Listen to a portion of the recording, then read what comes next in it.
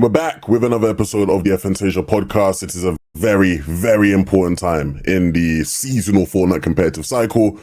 We have FNCS has begun. Group 1s took place this weekend. We watched EU and NA. Obviously, the other regions happened, but I didn't. We didn't all watch NA, to be honest. I did watch NA though. And we had 10 teams make it to the grand finals of FNCS from both those regions. We're going to be talking all about that. We're going to be talking about some of the things I guess we missed out on last week because last week's episode was dudded. Shout out to all the real FNTASIA fans who were heartbroken, but still respectful. I got a couple angry DMs of people and I was like chill, dude. Technical problem happened, you know? It's not things happen. Yeah, you know? It was probably that one Jack dude who was trying to walk at least like 3 hours in one day, you know? And just had a 30-minute episode, he just couldn't do all the walks, man. Yeah, I guess that's what it was. Well, it wasn't our fault. It was producer Quartz's fault. Yeah, so blame him. Send your angry DMs to him, not me. On a serious note, though, we obviously, had FNCS kick off. I guess we'll start with EU. I mean, it's weird because I think on both regions, Group 1 is like the most sleeper group on paper for both regions. So it was kind of a slow one. A part of me does actually wish we just did it all in one weekend so we don't, because then we would kind of just brush over Group 1 really quickly, because we get to the good groups. Now we have to talk about it. Now we have to address it like it was a thing. Did you guys enjoy FNCS? How you guys doing? Everything good for you guys this weekend watching? Yeah, it was good. I enjoyed watching it, to be honest. Yes, it was a sleeper group. I agree with you, though. It would have been nice to be able to just sort of... You watch a group like, I can't wait to watch the other groups, and then it's like, we've got to wait another week. But no, it generally was just enjoyable to watch. I think there was still some good storylines that came out of it, some upsets, some surprises, and overall, it was a good weekend overall. It was a bit of cinema, I feel like, on EU. Obviously, I didn't watch NA this week because to look at the group. But, like, EU had some cinema. Like, there was some upsets, which we expected. I think the big question and a lot of discussion we've seen, of course, is the format. A lot of people are complaining about the format being too difficult. Boo-hoo. If you're a pro player, I'm sorry. But it made for actual exciting heats because we literally had teams that we expected to qualify, who probably should qualify to grand finals in this format, who didn't. But if we had the previous year's format of upper bracket, lower bracket, they probably would have made it in and it wouldn't have been deserved. So, I enjoyed it a lot. I think it was, even though this was a sleeper group, at least for EU, which I watched, I think it actually delivered a lot and it wasn't sleeper any of the 5 games. Yeah, I think that's fair.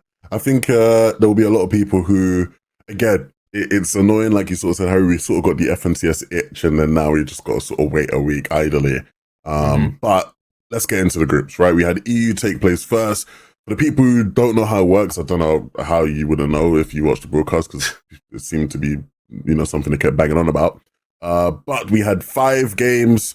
The 5 winners of those games would move through to the grand finals. And then after the 5 games, the top 5 most consistent teams that didn't win a game would be the ones that made it in. Let's get up the winners, though, because the game winners, that's the most exciting bit. You get the winning moment, you get the clip on Twitter. We had game 1 won by a Spanish team of Gordet, Joan, and Scary. We had IDrop, Sky, and Scroll, the favorites of this group, picked up game 2. Rax, Predage, and Radion, the Italian passion merchants, picked up game 3. And in game 4, it was Cringe, Cade, Mappy, probably like the most impressive team over the course of the 4 games, right? They were probably the most consistent and the best. And then in game 5, it was the Rising Star Shark with Ju Ziandi, who picked it up at the end. All in all, when it comes to the game winners, weirdly, not too surprising, right? I think I saw a lot of people's predictions on who was going to do well, and a lot of these names were on those lists. The biggest surprise, I guess, would have been game 1, right? In terms of the Spaniards, I don't think there was many people who would have predicted those guys. Yeah, for sure. I mean, that's what I wanted to touch on, right? It's like, 4 out of the 5 of these teams, if anyone's predictions, you would expect these guys to qualify. But Gordet, Joan, and Scary, I think if you go back and you have time to go watch their game, it was a crazy duo clutch that came through, right? I think it's one of those games that is really good to watch. They got a nice little refresh onto Tayton and Trulex in the second blast move, and then they 2v3'd on height against Cade. Cade, Mappy, and Cringe, right? They voided onto height and then held it against Sky and IDrop, who came up as a duo, and then dropped down and 2v3 to win the game. It was a crazy clutch to win the game. It was like a 13 kill win as well, so they popped off, to be fair. Especially with the zone as well, Seaport zone when they're landing at night shift, right? So it was a really, really insane game from them. And to be honest, all the wins, like, apart from obviously the Sky and Scroll, which we'll touch on, it just kind of came from like ending up on height and winning through height through that guard, right? And we kind of know this from reboot round games that height is going to be a huge factor, but I'm interested to see how it develops going into other heats of, are people going to look to take it much later? There's very few teams, I think the only teams who were able to do it was like Cringe and Rax, who could hold it from early. So I'd be interested to see how that develops going into the other heats.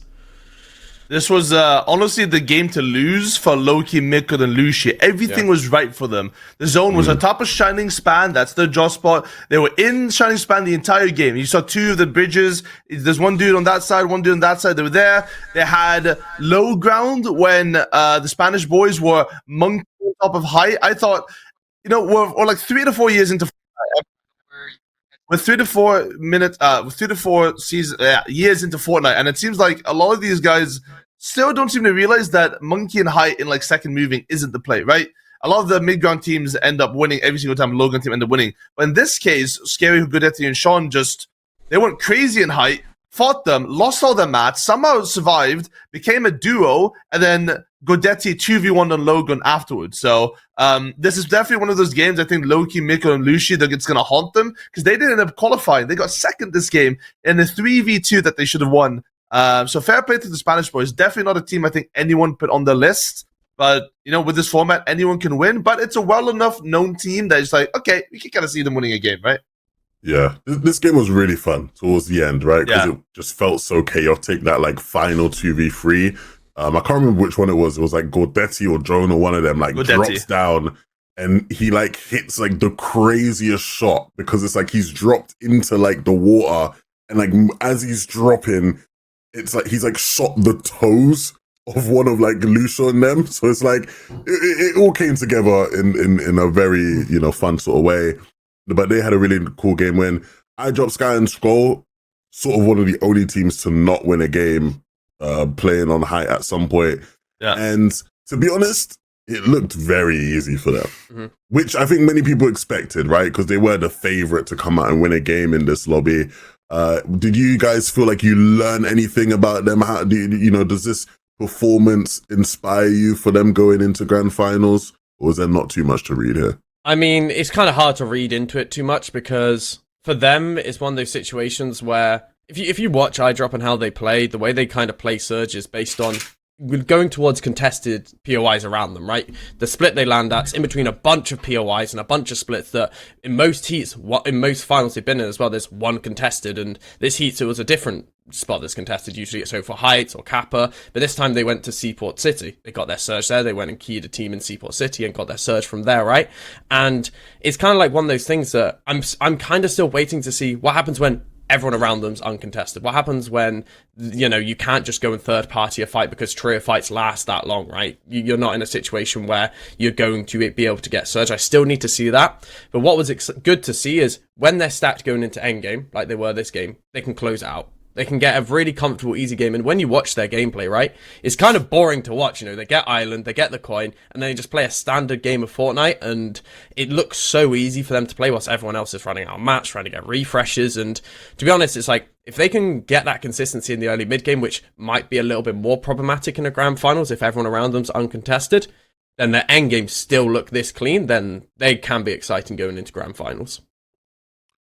I'll come to you on this, but when we look at Sky and Scroll, obviously they had a great sort of year last year, right? Yeah. Where they sort of established themselves as EU players who are going to make grands and put on good performances depending on the season, the meta, whatever. IDrop obviously has a history of doing what they've done so far this season, right? Where he'll have a great lead up to the grand finals, and in grand finals it sort of falls apart. It doesn't sort of come together. Do you feel like that's sort of what we're heading to again, or is there something different maybe that now makes you think, I can actually see these guys genuinely being a contender for the championship? So IDrop Scroll, we had this discussion with IDrop Scroll last time in duos, right? As the players, because they were really good going to duo cash cups, going to the grand finals. And going to the grand finals, they did well, but not as expected in this situation. I think they've come back with a lot more consistency and they're a lot more matured. It's actually kind of crazy considering both of these guys are 14 years old, right? They're rookies to the EU FNTS scene, but they have a lot of patience and they play the game like a seasoned Cami and Seti, for example. I feel like they're like the Danish Cami and Seti. They love the low ground, they play patient, they create the space, and then they just make things happen. So, in terms of expectations, if they're going to dud, I think Harry's point is very, very good here. I think it really depends on how many teams around them are contested. That is their surge plan. You can see what they do is they have a surge base near Seaport, they have a surge base near Kappa, the surge base near Mass Meadows. Each one of them is sitting on top of it. If they see someone in the feed get knocked, they just TP to them, they run straight in, and then they can just milk them for surge. So that strategy's worked out a lot. They have so much space around them. And if they were uncontested all around them, well, that space means that you have a lot less space for people to come in and get surge on as well. So I think surge will be the biggest issue. But the way that we've seen games evolve this season is we saw game 1 of this heat, unbelievably stacked, 90 surge. We've never seen that in the Division 1 Cup. We haven't seen that in scrims before. Game 2 devolved into dog shit. Everyone jumping into boxes, everyone pre-editing mid-game, third party here, third party there. So I feel like EU is going to devolve into that again, because, especially with this format, you're going to have a lot more inexperienced teams. Game 1 is going to be 94 stacker, game 2, 72 alive in third zone, So I think with that in mind, I think they are a low-key contender for a top 3 this season, even though they've done pretty well that it's not even low-key at this point, but yeah. Okay. I think it's fair to say that they're a team to watch. Mm-hmm. Again, the performances before grand finals are just that. It's before grand finals. It's more of like what happens on the day and how they adjust over the course of 12 games will be really important. I'll come back to you on the next game winners group, Rax, Pradage, and Radeon. Specifically because obviously them being one of the few teams that like streams everything, you've watched a lot of them this season on stream. What did you make of their performance relative to what you've seen from them, the rest of the divisional stage of FNCS? Well, if you were watching the stream, you would have heard the rumblings from Italy of Pradage's roar screaming through the mountaintops. I don't know if it says mountains, but you would have known 5 minutes. It actually does have amazing mountains, yeah. Wherever Pradage lives, Anyways, you would have heard him screaming that he won 5 minutes before. Unfortunate spoiler. Honestly, I did not have much faith in the team, which is kind of interesting because they are probably one of the hardest working teams in this region, right? They are very much underdogs. When they were contested by Vanya of Spawn, everyone's like, dude, Vanya and Pixie, they're going to smoke their asses. The best fighters in EU. Pradage 5-1s them in the first tournament in the Div 1 final. And that's just purely based off of them working hard, preparing a lot. They're one of the few teams that, it's an Italian team in Noble, right? Like they're in there every single day, like their life depends on it. Pradage single-handedly has made himself a meme of the fishing man. Every solo cash cup, this brother loves to fish as well. So I think this is a culmination of a lot of hard work and practice coming to fruition. Before this tournament, they seemed to struggle a lot in these games, especially for Surge. They're a team that struggled for Surge. They were always below Surge. So it seems like they've adapted to it in this final. Obviously, that game wasn't that stacked that they won, but they took high ground, they found the opportunity, and they went for it. Are they a top team contender in EU? Probably not. I think this game win definitely... this game win format definitely favors them because I don't think they're that consistent yet. No, I agree with a lot what you said when it comes to like, are they that consistent? I think their bigger problem is like, if they're not on height in endgame, right? Because I feel like when you watch them in endgame and they're on height, like go back and watch their win, it just looks, as I said, it looks easy. You watch them, they're just on height. They tarp out, they use a lot of mats to look strong really early into the game to stabilize their height, right? And then from there, they obviously have to heal off and everything set up so they can play the game. Their surge plan, I watched them a lot leading up to this heat because, again, like you, Boop, it's one of those teams. When you think of Pradage, you don't think of someone who's an insane fighter, insane mechanically, but they're qualifying to everything, right? They were qualifying most of the season. So you have to, like, go, okay, maybe they've got some good ideas, right? And watching them play is they're utilizing the fact that Warriors is such a quick landing spot to loot to be able to take good positions like surge positions or power positions in where they shouldn't be able to, whether it's near Mass Meadows, whether it's near Lost Lake. they're able to get to those positions really early because of how quick their landing spot is. And what that allows them to do is then get that surge. And, you know, as you said, Predator will be allowed to fish because they'll get their fishing spots. They'll be able to fish. And it really looked like it worked well in this finals.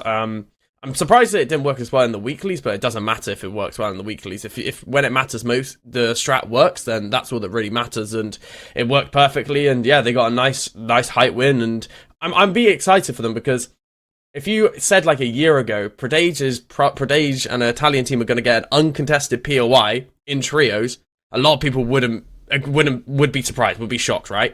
And I think they deserve it though. They're the best team at the spot. They've got 2 crazy fighters and a good IGL.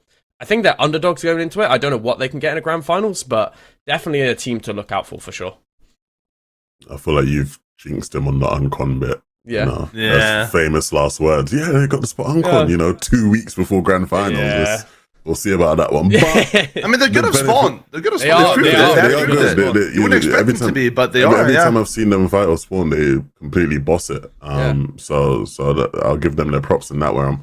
Yeah. And that's part of the benefit, I guess, of being in Group 1, right? You get first dibs to whatever your spot is. Yeah. Okay, so in the next couple winners, we obviously had Cringe Mapping Cade, which I already highlighted. They were like the most consistent team throughout the day in terms of just like every single game. They looked like they were going to be, you know, Winning it. a threat, to win. First game, they were on height. Second game, they looked really strong on low ground, but then got a somewhat unlucky like final move in pool. I don't know what happened third game, but I'm sure they were in that third game somewhere, right? Like they looked really good. Actually, I do remember what happened third game. Third game, Mappy dies, second move in or first move in, trying to get a refresh. Yeah, he and dropped down and he just gets caught, right? Yeah. And I remember shitting on them on the broadcast because I didn't like the way they were going for refreshes, but they still were really, really good. And then they won the next game, funny enough, after I shot on them. So, you know, That's the Everton how that goes. influence. Yeah. Of course. But their game 4 win. I know, Harry, we obviously went and watched it back. Yeah. And it was, I specifically wanted to watch it back just because there was a team that was on height that I thought was going to win the game because they pulled Ireland. It was Vanjaki's team with, what's the brother's name? Batacry. Or Ivan, yeah. Ivan I learned Puzowski yesterday. Batacry. Yeah, I learned yesterday that he is just fully doxed himself and his name's just Ivan. Yeah. I didn't realize the one was Ivan Jake. Van. Yeah. But yeah, they were on height. They pulled height. It was like a Mars Meadow zone. Island pulled on that. And they had like cat mats because they just sat on the island and didn't have to build a thing. And zone starts pulling up towards the mountain to the west and they get chopped and lose it. I mean, that it was one of those games where you watch a team like that and you just think like, how can you lose in a situation like that? You got Island Coin, you've got like 4.5k mats going into moving zone. You are literally the Thanoses of the lobby. You are actually couldn't be more stacked if you tried. And it's just a simple mistake of not covering second height, not looking where the second height team is. They were spraying them and then 10 seconds later forget to spray them. And then they get chopped out by that exact same team. It was just a bit of miscommunication. But to talk a bit about Cringe, Cade and Mappy, I mean, it shows, to me, what this shows, first of all, how strong of a team they are. They've qualified to a lot of finals this season. They've landed kind of everywhere on the map, to be honest, right? You've seen them at Boxcars, I've seen them at Canyon Crossing, they've landed on the hill next to Mass Meadows. But the biggest thing for me is how strong Mass Meadows is as a POI. Like, I'm looking as a POI, and you have anything and everything you need. You have good metal, quick to loot, guaranteed mask, good options for surge, and they made it work. They showed the strengths of it, right? Obviously, they did get some good zones. There's a lot of zones toward Mass Meadows, and we'll see if that continues in other heats, because there was also some other finals where there was a lot of Mass Meadows zones or right-sided zones. But Script. yeah, the script is here. But I think it's one of those things, you look at a team like Cringe, Cade and Mappy, I doubt that, unless obviously we don't know what's going to happen in the other heats, I doubt they'll end up contesting Mass Meadows. I think they've shown the tendency to go to other spots, but it's good to see like players like who have been in the scene for quite a while, right? There's players who have been in and around the scene for a long time to have such a dominant performance and look like even though we talked about this heat's a bit of a sleeper, I don't think people would have gone into heat saying this is going to be by far the best team or one of the best teams in the heat. Like they would have said they would have been decent, they would have done well, most people would have said they would have qualified, right? But to have the showing they had, first, second, third and fifth is their games, right?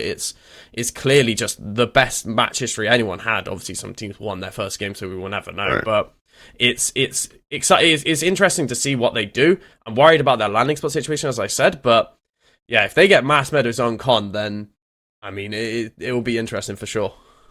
They've been kind of a roller coaster team because they've been having tournaments where they've just guaranteed win the game in like a Div 1 final and Evo Cup, and then the next week they get like 170th place in Opens and then just do a dud and don't qualify. So I think this was one of the more expected teams to win a game just because of the way that they played it.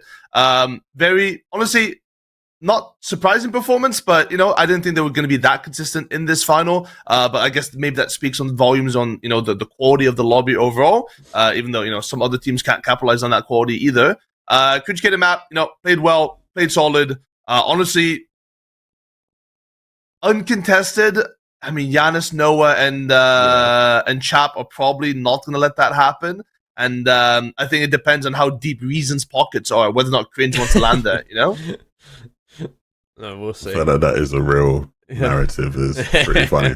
All right, then, and then the final game winner we saw was Shark, Drew, and Ziandi. I mean, what did you guys make of them over the course of the 5 games? Yeah, the Boop 1v1 tournament is massive, It's just that's just the start of the progression here, He gets invited to the tournament, unknown-ish player from console, beats all the top-tier pros, gets confidence, qualifies first place and Opens in the Division 1, wins a game of Evico, gets top 3 in solo Cash Cup after that, and then this brother makes his first grands. Come on, guys, accept the invite to the Boop 1v1 tournaments. Because this is the start of your career. I'm not letting this happen. Unfortunately, the Boop 1v1 tournament was just behind the curve because 2 days before that, 11-2K Fortnite's YouTube channel dropped a VOD review about Shark being next up.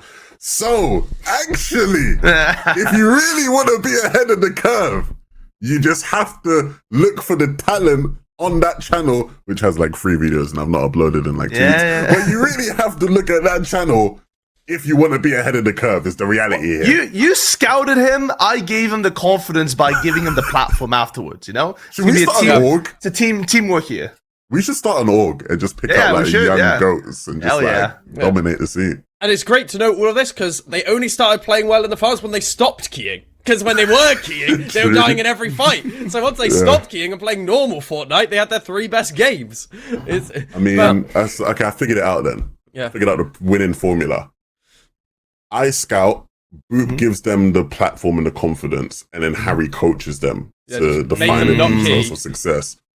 That is the formula. We have a winning team here. They do have the winning team.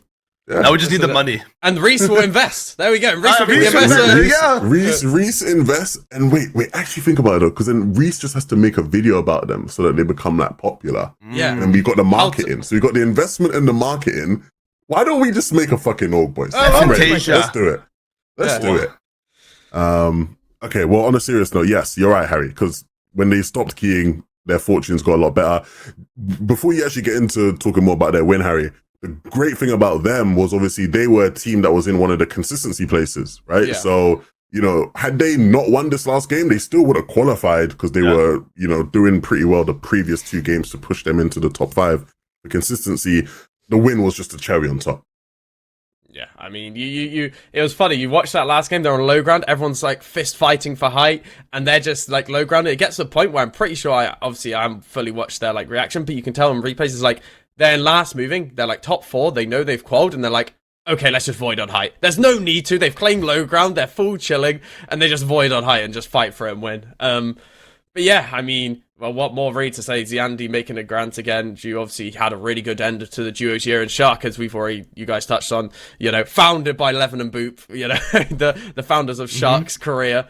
But I mean, it's one of those things that just, if you just stop fighting, like you will you will just play better. Because if you're that much better than everyone, you don't just have to kill everyone and grief yourself. Just play better than everyone. Move around the map better than everyone. You will get to endgames consistently, and then you'll show your experience and your skill and raw mechanics in endgame when it matters most for the refreshers. Ziandi is a reboot round merchant. Like literally 4 years ago, this brother was in the last Heat's reboot round and he won a game. This time, he didn't have to play it solo, and this time won as a trio. So, very well played from them. Expectations in grands, though? I'm not so confident because the strategy of landing mountain and W keying the poor soul team that lands canyon, who's got 3 minis and a piece of fucking wood. I don't think is the viable strategy because it always ends in a storm fight and goes to shit. But maybe they'll adapt. Yeah. We'll see how they do. They've had a bit of a rocky season. I think they had a lot of hype in the beginning, and then things sort of tailored off a bit after that. All right. Well, we obviously had the consistency teams as well. So let's take a look at the 5 teams that qualified through on consistency. We had Trulex, Tayson, Chicho, Ivan, Pixovsky, Batacry, Robin, Axforce, Vanya, Robin, Trexa, Hydro, and then Unzen, Dom, and Ewick. So obviously, I think when you look at these consistency teams, a lot of these guys, had their moments throughout the day. Trulex, Tayson, and Chicho in particular, obviously had a couple of moments where they looked like they were potentially going to win games, right? Tried to make some plays for height and whatnot. It didn't quite materialize. Overarching question for the both of you on where these guys stand. Going into Grands, how do you feel about this team? Are they, a top 3 team in your eyes, a top 5 team in your eyes? Like, what sort of level do you guys have these lot at? Because I'm struggling right now to rate them, and rate where I think they're going to place. Yeah, I mean, you could literally get, I think, any of our opinion on Trulex and Chicho's team, as them as a duo from the past seasons, cut it out and paste it here, and it's the exact same as how I feel about them now. They are one of the best Surge teams in the lobby. They will always be above Surge. They are going to be making so many endgames. They'll make 11 out of 12 or 12 out of 12 endgames. They land a spot and they always choose a spot which is best for their Surge strats, right? But always the problem with them is how much can they maximize from their endgames? And I have this worry about them that it's been so many years and I still don't think they're at the level of like a tier 1 endgame team. Like you look at someone like how a Queezer would dominate a game from height or how a Vino team would dominate from mid ground and get all the kills. Like you just never see that from a Trulex team. But the one thing you'll see from Trulex team is the consistency of getting into endgame with the same amount of mats, in the same amount of Surge, always above. And it's like, if you're just making that many endgames, it's so hard for someone to place you or predict you outside the top 5. It's near impossible. You're going to get there.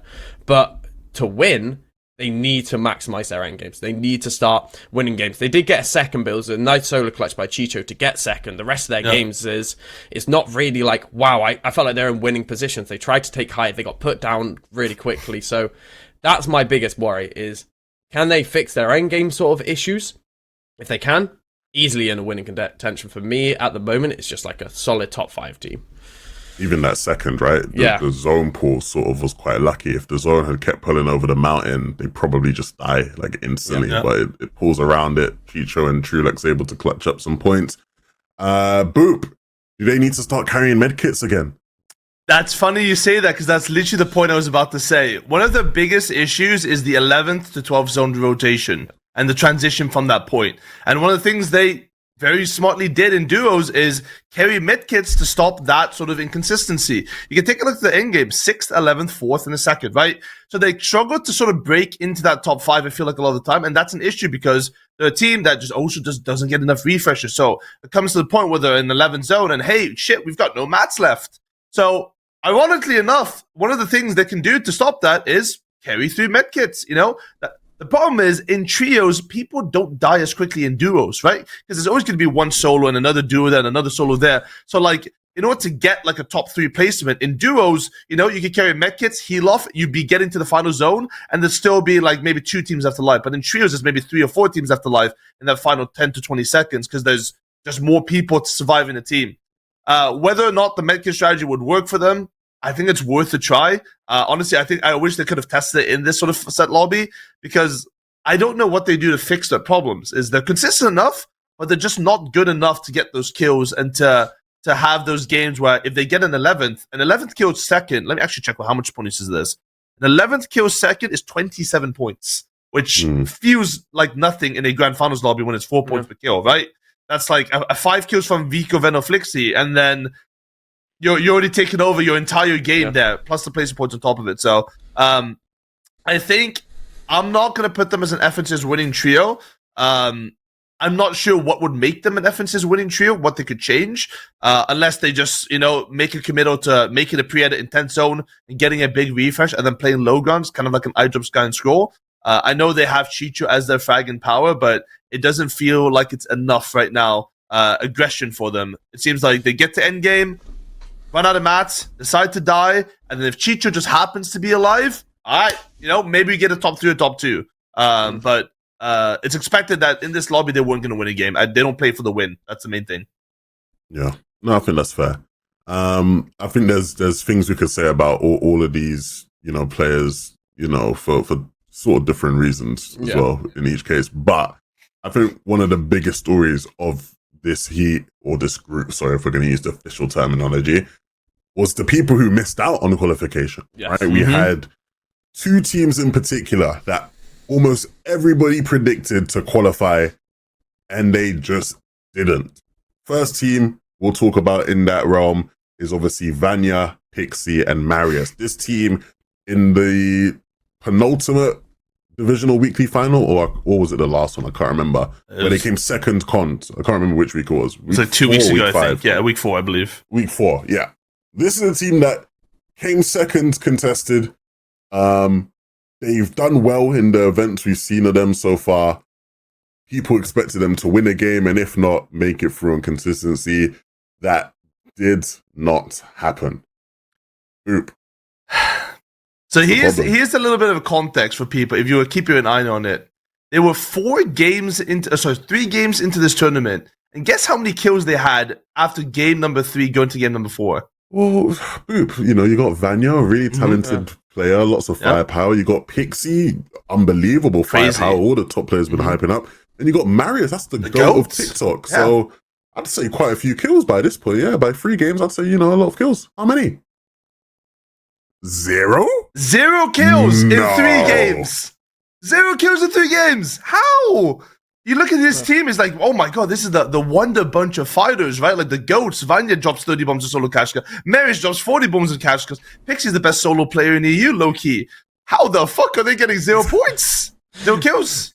That's crazy. Yeah, it was crazy to watch, and I think Pixie ended up with 0 kills. Like, it's just said, like, it's one of those things that's like, as you said, you think of a team like that, right? If you're a fighting team, and I feel like this all comes down to them for meta read, right? If you think of a fighting team, and you're sat there thinking about how these guys should play fighting, you want a landing spot that's quick to loot and options around you, right? Sort of like IDrop, Sky, and Scroll. They land a spot which is quick to loot, and they can go to POIs, right? The problem with Kappa is it takes a long time to loot, because you have to loot the dock as well to get the elemental chest, so you have a higher chance to get void masks, and you end in a situation where you actually take a long time to loot, so you lose out on the opportunity. So like, okay, then we need to play normal Surge play. We need to play normal sort of like way to play Surge bases, things like that. But they don't fish. You watch their games, the problem they have is, it feels like just bad prep. They never fished, apart from one game, which was the 7th with 0 kills. They never fished. They put themselves in positions where they couldn't trade with teams for Surge. They couldn't hold anyone for Surge. They just could sort of chuck themselves on a hill outside Kappa and was like, we'll deal with this, right? And it felt like for a lot of their games, it was when they got zoned, they didn't know what to do. They didn't know whether they should loot quick, take a position with a pond, and then, get Surge, or be slower, go third party a team. It's kind of they did nothing, and then they were below Surge every single game. There's no surprise to me. The best game they had was game 5, where it is literally the opposite side of the map, because then you do need Surge plans, but you've got to get to zone. You're going to get Surge on the way. Everyone's got to rotate to there. You're going to naturally find people, and they were still even below that game in 6th zone, right? Or 7th zone, I think it was. But I think it's just really bad meta read, because also in the weekly finals, they were conned every single weekly finals. So they didn't have the prep for how they play uncontested. But yeah, I think everyone put them as a game winner or consistency, or just guaranteed qualifying out of this heat. Uncontested, 3 of the best fighters on the region, and just kind of have the lackluster showing of no kills, no firepower, no nothing. It was a massive surprise, a massive surprise.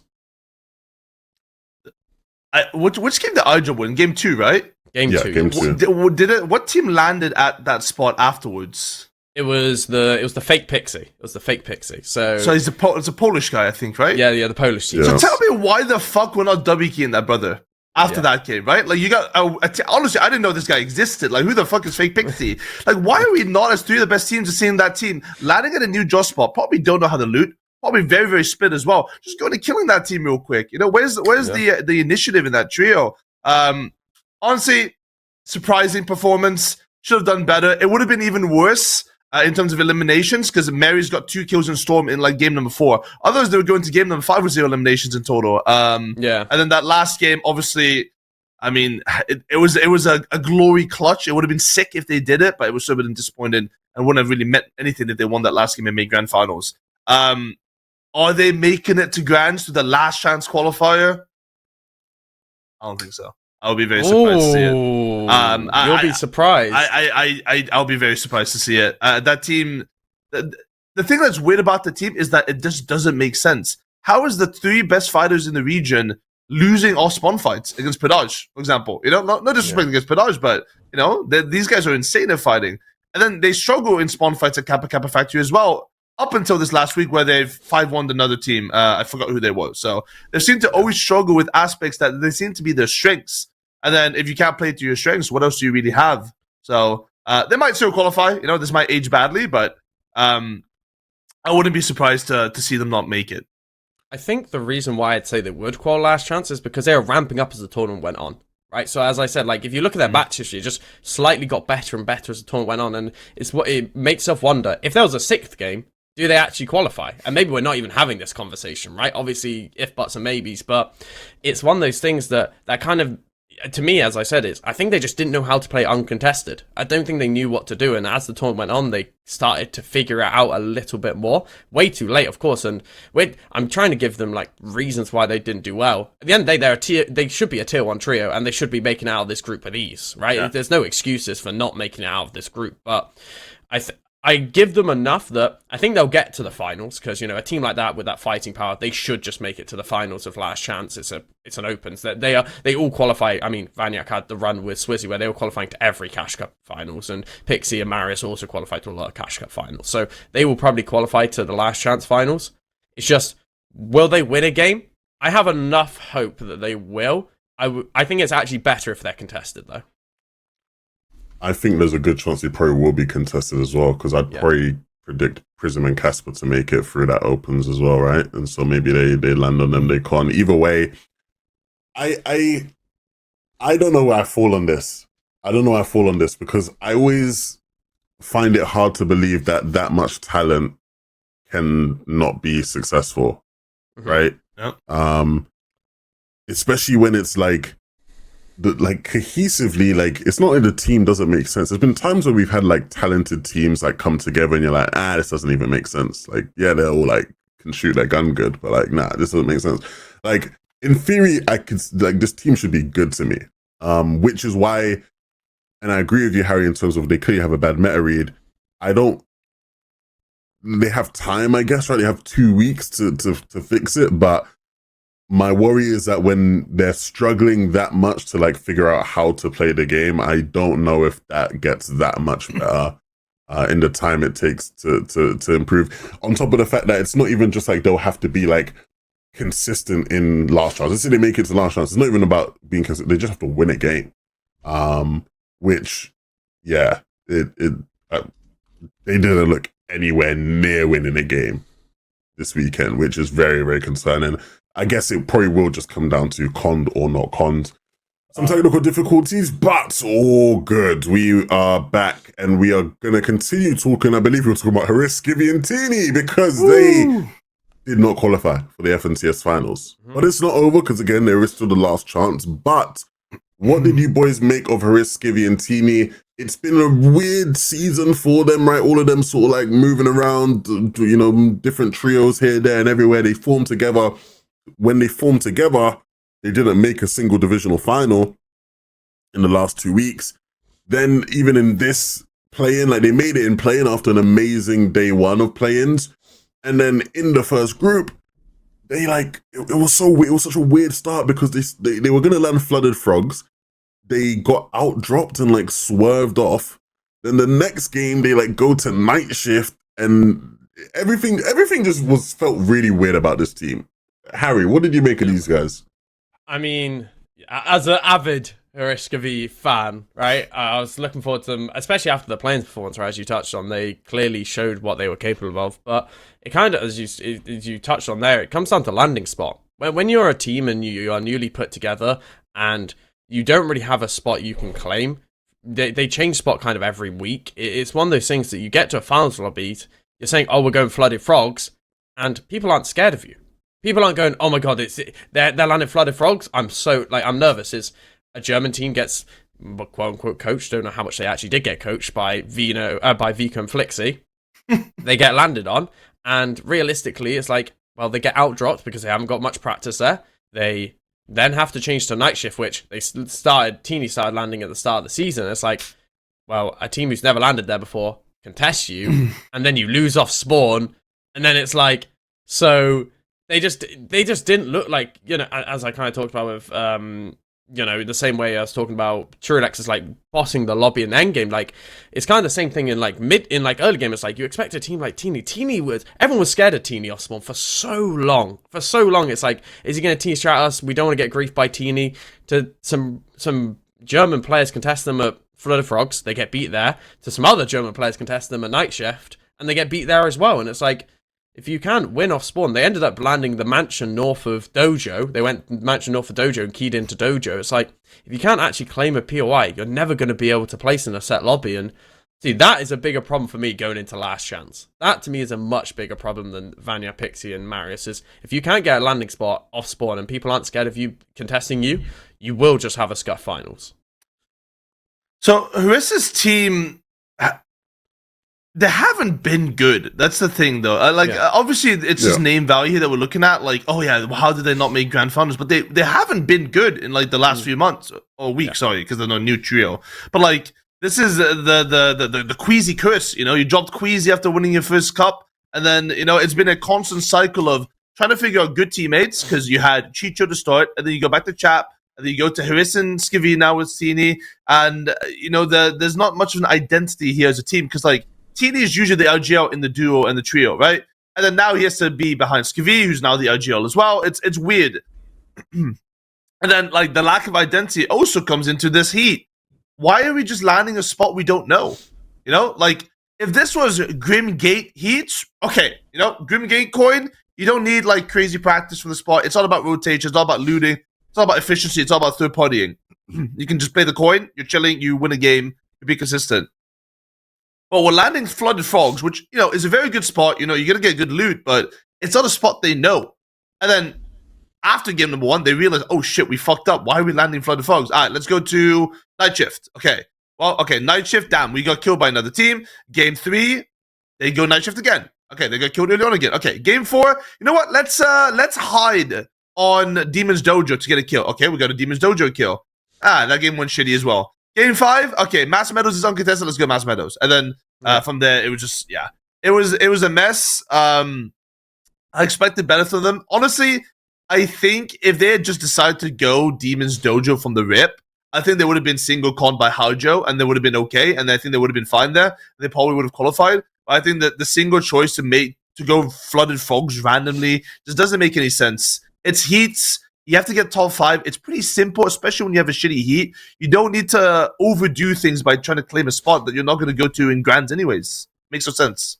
Yeah, I mean, you said everything there. It's just their prep. I mean, it all comes down to prep, right? Their prep of landing a spot they don't know. No, as in like they don't know. They're landing a spot they don't know, and it's you are landing somewhere like that, and you don't know how to play it off spawn. It's like, why don't just go a spot that you know? Why not go Dojo you've landed the whole season, or Night Shift from the start where Teny landed at the start of the season? To me, it just never really made sense.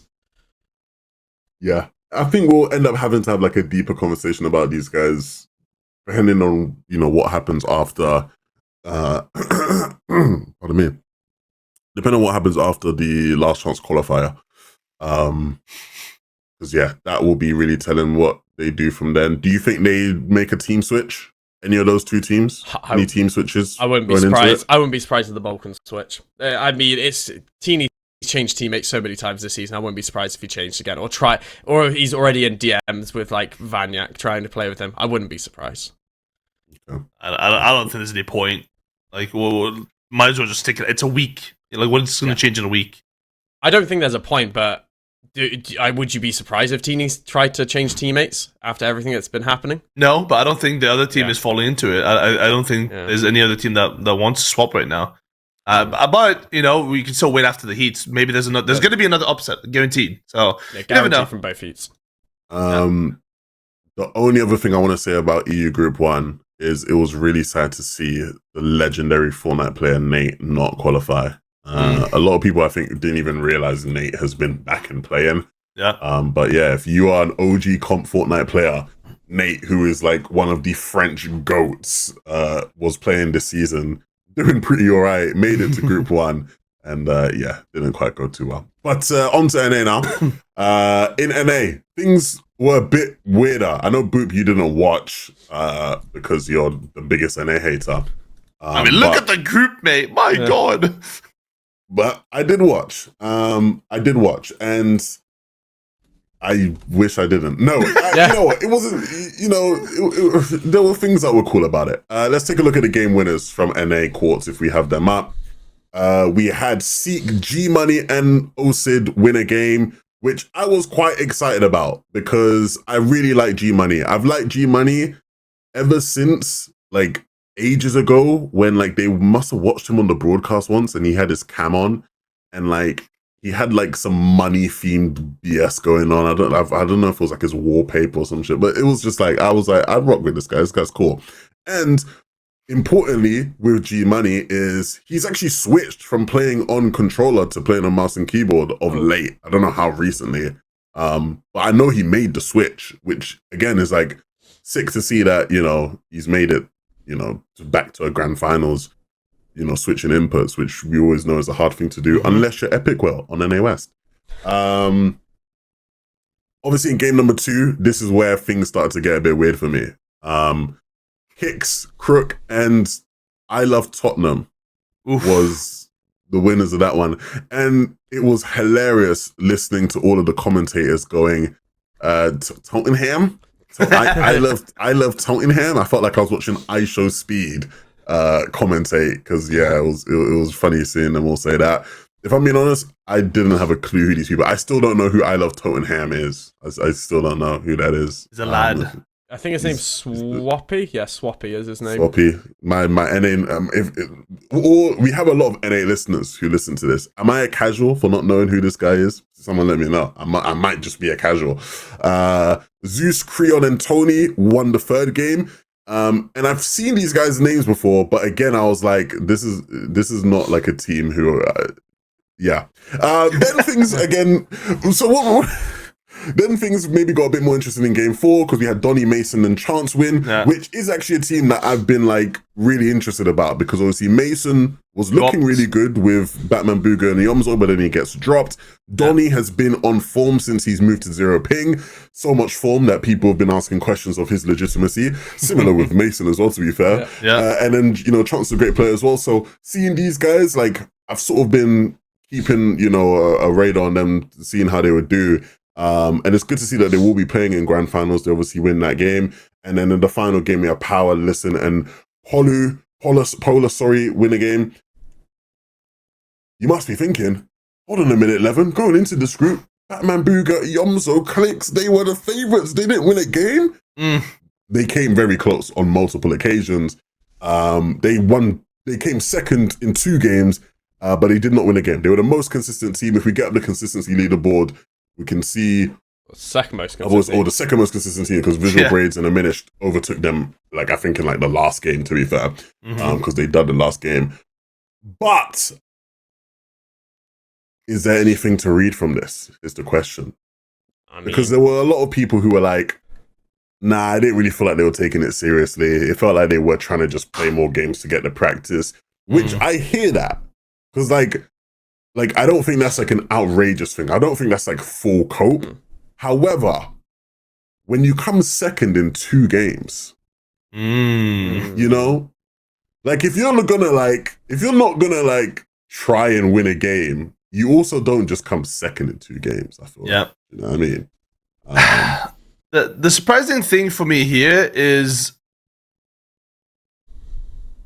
how did they get beaten? Yeah. Like, you know, because we had the form that they came into this tournament with, you know, it rivals Peterbot's form, apparently, with how many questions get asked about it. It's like, what does this mean for NA now that Clix won the playing stages with 600 points? You know, are they beating Peterbot now? No, no, they're not. I don't believe the idea that they didn't try. On one side, you know, it would have been kind of shitty if Clix went live, won game one, and he's got no stream left. But I really don't think he's thinking that way, you know? Especially the way, combined with the way they played during the playing stages. They tried every single game in the playing stages, you know? It's one of the reasons they were 600 points up on second place. Now, I can bet you that Peterbot's trio was not trying the playing stages that hard, but Clix's trio was. So, is it worrying for them to not have won a game? Probably not. Does this put more stock into the fact that they're not going to be a contender to win the season? I'd say yeah. I mean, I think NA, I've said this very clearly, I would bet any amount of money that NA is solid and we know who's going to win.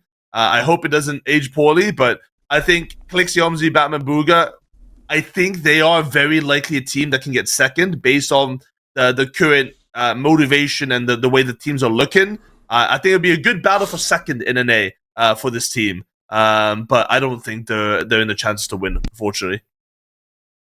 I find it interesting because I didn't watch like Clix's stream, right? So maybe, you know, on Clix's stream they said something that would have people think otherwise, right? But like in terms of the biggest problem we've seen since this team's ascension is they've completely bossed it, almost to Peterbot levels in like or anything open format. And in the set lobby finals, outside of obviously that first eval, it hasn't looked as good, right? In that weekly final, it didn't look as good.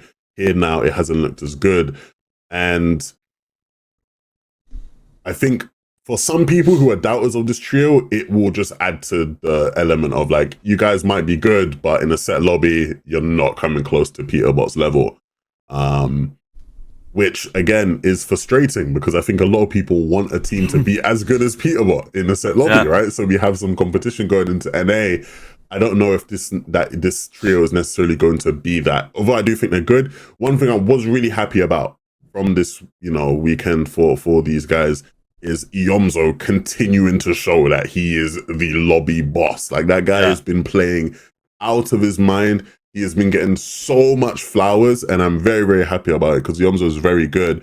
And again, he just had a bit of an unfortunate year last year, so I think a lot of people forget that, right? But yeah, it's good to see him sort of doing really well and like leading in a bunch of the stats. Like Kinch posted some stats after the tournament, and it was just like Yomzo's name nonstop in a lot of the leaders for the stats. So yeah, I mean, to kind of touch on the Click situation of like, are they going to win? How are they going to do? They're just a solid trio. You know, they've only just come together. They haven't had as much practice, and they are just a solid team that will as similar to kind of like a Trulex in a different way, but like they will get a top 5. I would be surprised if they don't place top 5. They look very solid. They hopefully are going to be uncontested. I can be more certain about that one than the Predade shout. But yeah, I think, is it surprising that they didn't come first in consistency? Yeah, but does it really matter if you still qualify? Not really. As long as they still showed enough. The only bad game they had was their last game, so you don't know if they took their foot off the pedal or anything like that. That's down to them, right? So, yeah, I think they showed enough this weekend to show that they are still one of the best teams in NA. Still a level behind Peterbot, but who isn't, to be honest? So, I think it's just, hopefully, they can, like, if we can get the Clix that was Chapter 5 Season 1, when the sniper was in the game and he was just the best player in that lobby, if we can get that for this finals, then for sure they can do something. But yeah, a top 5 for them would be a good grand finals for them. Okay. I think that's enough about this. Shout out to Cease, Blake, and Jack though. Shout out to the Cease clutch last game, Cease baby. had a crazy clutch. Yeah, the crazy clutch. The unclutch to bring it back. Yeah, we didn't talk about it. There's two things I want to talk about, like the game winners. Donnie's solo clutch. I don't know if you saw that. The crazy solo clutch. Donnie's solo clutch was crazy. The 1v3, and from his perspective, is a lot better. By the way, like he shows before it as well, and it's a lot better than what's showed on the broadcast. So I didn't see the before. So if there was something crazy before that I'm missing here, then fair enough. That's on me. I've got this one wrong. But from what I saw on the broadcast of the clutch and from the clip I saw of a POV, I didn't see a POV clip because I heard like the comms when they're all like big and they're like, oh my God, you're the best. Yes, it was like winning a 1v3 is always going to be crazy. 100%. I'm not downplaying that. But it also wasn't as crazy as people making it out to be. When I heard people saying it was crazy, I was like, oh shit, let me like go back, watch this. Cool. What happened? And like, at least for the 1v3, I don't know about before. Again, if anything happened before, fair enough. For the 1v3, he uses a blade, gets out of the way, dodges one, kills one who's just like wandering off. I don't know what the F that guy was doing. And then he just has to like build and protect himself and hide because the other two die because they don't have a heal off. Like, it's not like he actually killed all. Like, when I heard it at first, I was like, oh, wait, 1v3. Because I missed that end game because Harry and I were watching back the, like some of the EU games. And then, like, I saw the end of it on the broadcast, just the 1v3 bit. And I'm like, okay, cool. But yeah, it wasn't as crazy as I thought. Like, when I heard 1v3, I was thinking, is this like a fucking, what's that one guy? The one Sprite. NA guy years ago? The Sprite clutch against Calc all them years ago, right? Like, I thought it was going to be like that. It wasn't quite like that, but it was still good. It was still a good clutch. It was good. It was good. Don't hate me. It was good. The second thing was the Game 5 winner. Have you seen who that Polus guy actually is? He is an org owner, Fortnite manager, and he won a game to qual to Grands. Wait, what? I put it in the group chat so you guys can see, but his name's Polus FE, and he is just a org owner and a Fortnite manager. Is that him in the picture? I don't know if it is him in the picture. That's Unk. Otherwise, yeah, he qualified to Grands whilst being a Fortnite manager. Team Slate. Wow. Shout out to Polus. Yeah. Yeah, it's crazy. That's it. Yeah, he's just a fair play. I've never seen more EU pros tweeting, what is NA after this heat? It's like, what is happening in NA? Who are these people that won? Like, it's fair play. Hey, you know, maybe this is the start of the Tier 2 talent coming up. We'll see. Yeah. You never know. To add to the list of people in NA who will be playing Last Chance, we obviously had the big one, Reese, Bryce, and Vert. I said Reet, right? You said Reese. You said Reese. That's why he's always on your mind. Yeah, he's playing NA. I'm like looking at the name. I'm like Reet, but I'm pretty sure I said Reese. No, Reets. NA West, former NA West, top NA Central player. Reet playing with Bryce, Vert. I mean, again, that's a big disappointment. I know for I think last game, one of them didn't get in. Bryce I saw Reet. Yeah, Bryce didn't get in last game, which definitely hurts them because, again, like they weren't far off quality and consistency. But yeah, you'd expect these guys to have quad on consistency at least or won a game. We're going to have a bigger conversation about this. I think maybe we already had the conversation and we're going to put it in. We had a conversation about NA players and the state of NA and why we might see some upsets last week on the podcast, but obviously it got corrupted.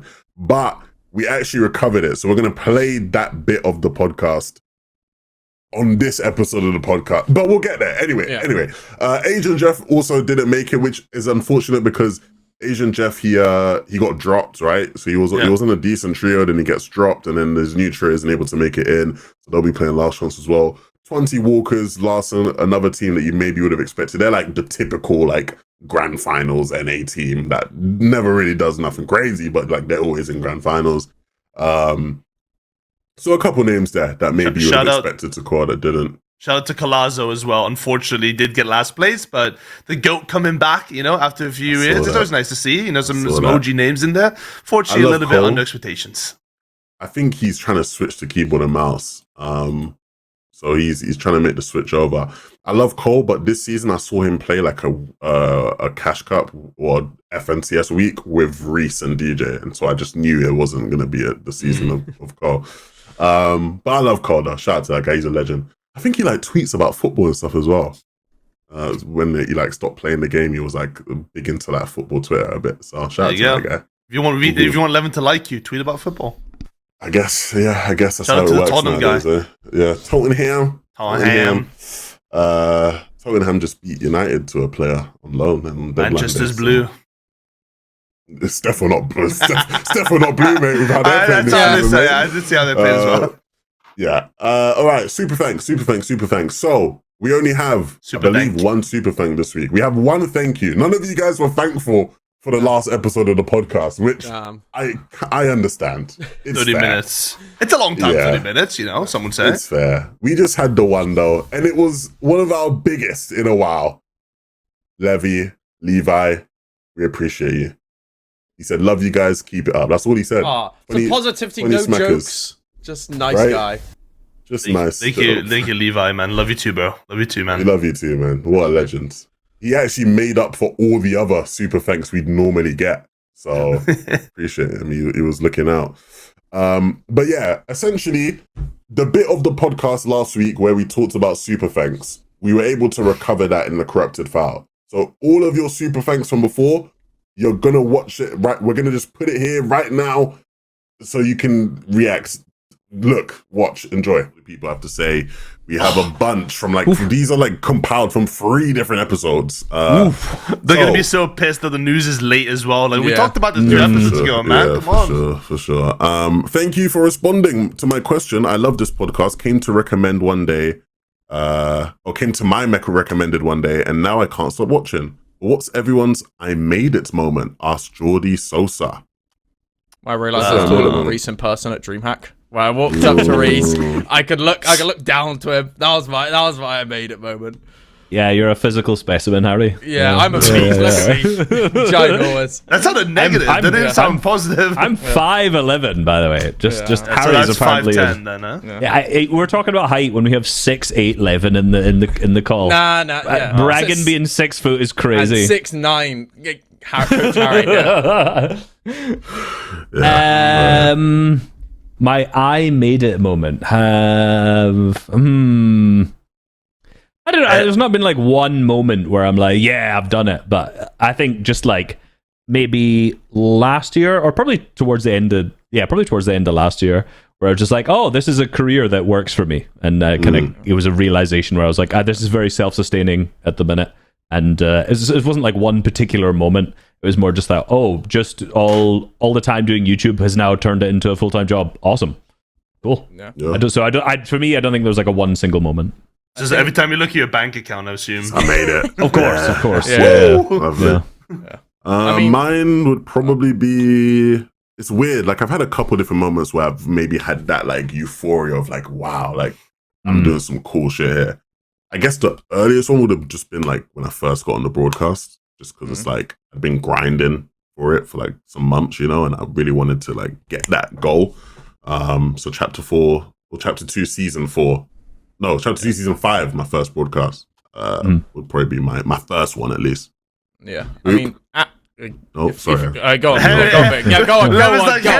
hasn't had his moment yet. I haven't had my moment. Harry. I thought that was his moment. My actual moment. My actual moment. If you're what's your it's actual probably moment? just when I got Twitch partner, when I was growing up and watching a bunch of streamers, and you're seeing them with the little tick, and you're like, oh, that's pretty cool.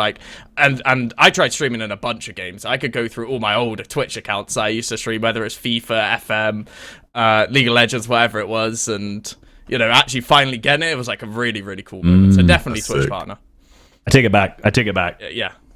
Getting the plaque. Yeah. Okay, yeah. That's what I was thinking for you. Yeah. My bad. I forgot. Good one, Harry. You reminded me of that. Yeah. See, I'm not a man of emotion, I'm a man of tangible things. So it's when I bought my car. I don't say what car I have, but my car that I have has a lot of value for me because it's one of the cars I've wanted since I was a child. So when I drove home in that car, I was like, this is pretty cool. I bought this with Fortnite money, so that was my moment. That was my third Lamborghini, but yeah. It's a really nice car, chat. I know the car. It's a nice car. It's a 1995 Honda Civic, is what I tell my chat. That is a really nice car. It's a very good car. Thank you very much, Jordi. Hopefully, you have your own I made it moment that you can share with us another time. On to the next. Positive. Destin, Bugha is legit the LeBron of Fortnite. Whenever anyone tries to argue and say LeBron isn't a GOAT, they can never beat the longevity argument. Yes, there has been points where LeBron hasn't been number 1 in the league, but you can't name a point where he wasn't top 5 or top 10, which is crazy since he's been doing it for 20 years. This is pretty much Bugha's situation. He's been number 1 multiple times in his career. But whenever he was never outside of the top 10. and he's been doing it since the World Cup. Thank you for reading this run about Bugha. This is Bugha Glaze or LeBron Jane. I mean, it's a bit of both. Yeah. They have the same birthday, so there's an overlap there. That's Do they? why. Do they? Oh my god. That's what cool. convinced me that Bugha is the GOAT, because he's got the same birthday as LeBron. I don't think there's much more to say. That's No, it's it's spot like- on. Bugha. Shout out to Bugha. I'm going to start calling him that, Bugha. John CS. What did John CS have to say? Watching Reese and Boot play guess the category is like watching one of those mobile game ads where they play terribly on purpose and you just want to download the game to properly play it. How do you not get the fighting IGLs after only IGLs are said yes to and they are good at fighting? To be fair, Reese had a good guess in the second round, and the LAN winner one felt like it could have been guessed much, much earlier. I expected the Epic Well hint to seal the deal. P.S. Love the pod. Looking forward to each one each week. Sorry for the emojis, but have to bring that meta back. Yeah. Respect. All I'm He's a going to say, proper listener. all I'm going to say is fuck you, John Cius. That's it. You didn't get it. All of the comments, I see as that goes on, I already know all the comments. I got that. How do you guys not get that? Honestly, They were. I 100% got that. I definitely did. You weren't here. It wasn't on camera. I didn't see it. I didn't get it recorded. Yeah. I ain't buying that. Harry, do you want to tell them? Yeah, so I'm going to be one of the commenters, right? Because I did it afterwards with Levin, right? And you were like, it was just after you left the call after our intense brain rot box fight PvP. You know? Your brain was fully stimulated at that point. Fully stimulated. And I'll tell you, the fighting IGLs, I couldn't get. That one, I actually did not get as well. Like, I couldn't, because it's not like a fact or something. It's like what you think of like a fighting IGL. It's like a sort of like a, I know it is technically is a fact, but it's like a more of a category. Yeah, it's not about, it's not guess the fact, it's guess the category. I know. I wasn't thinking that way. The other two, I mean, I did get those pretty quickly, but the fighting IGL one, that one was really tough. I got the second one really quickly. So the second one that you got really well, Reese, Harry got it around a similar time. So you both did quite good on that one. Probably 2-3% slower than me if I was to guess. Yeah, maybe. Yeah. You didn't have the pressure of the lights and the camera, the podcast though. So take another 10% millions of slower for fans him. watching as well. Yeah. Of course. The third. What was the third one again? The third one was LAN winners. I got that. Yeah, that one was bad, but Pink threw me off because I was Oh, but I got Pink helped me with that one. But see, the thing that threw me off with that is like I was just thinking official, like, you know, like most of the time when I think of placements, I'm not thinking about, you know, like dream hacks, which sometimes are official or were hosted, sometimes are, and the whatever that was again, Esports World Cup and things like that. So like I'm usually only thinking in like FNCS and official LAN terms, so that's why that one kind of threw me off. And I was thinking, oh, Pink. I was like, it's not invitational. I was only thinking about like invitational, you know, the World Cup, and all that stuff. So I mean, I don't know why you're talking like you're the main character, buddy. I won it last week, so like, you know, it's all a. I got first one. I got the third one. So it wasn't. It was a competition. Victorious. It was a competition. Yeah. A win's a win, mate. A win's a win. I'll give you it. You can have one. Next time we play Guess a Category, and you guys are just going to ignore me because you did the first time I said this, but you're not competing against each other. I'm the gamer. You're just competing against me. No, but it's more fun competing. It is more fun competing. But what's the fun in life if you can't beat other people? Yeah. All right. That's anyway. Next. I don't see Reese winning. I want to win. Like, next super thank. Come on, Benny. Emojis. This fucking guy, man. For the audio listeners, Benny Cool is the one guy who always does a million emojis, and he is back. And he had to say, Bugha is not the GOAT. Ooh. He only won one World Cup and got 3 FNCSs.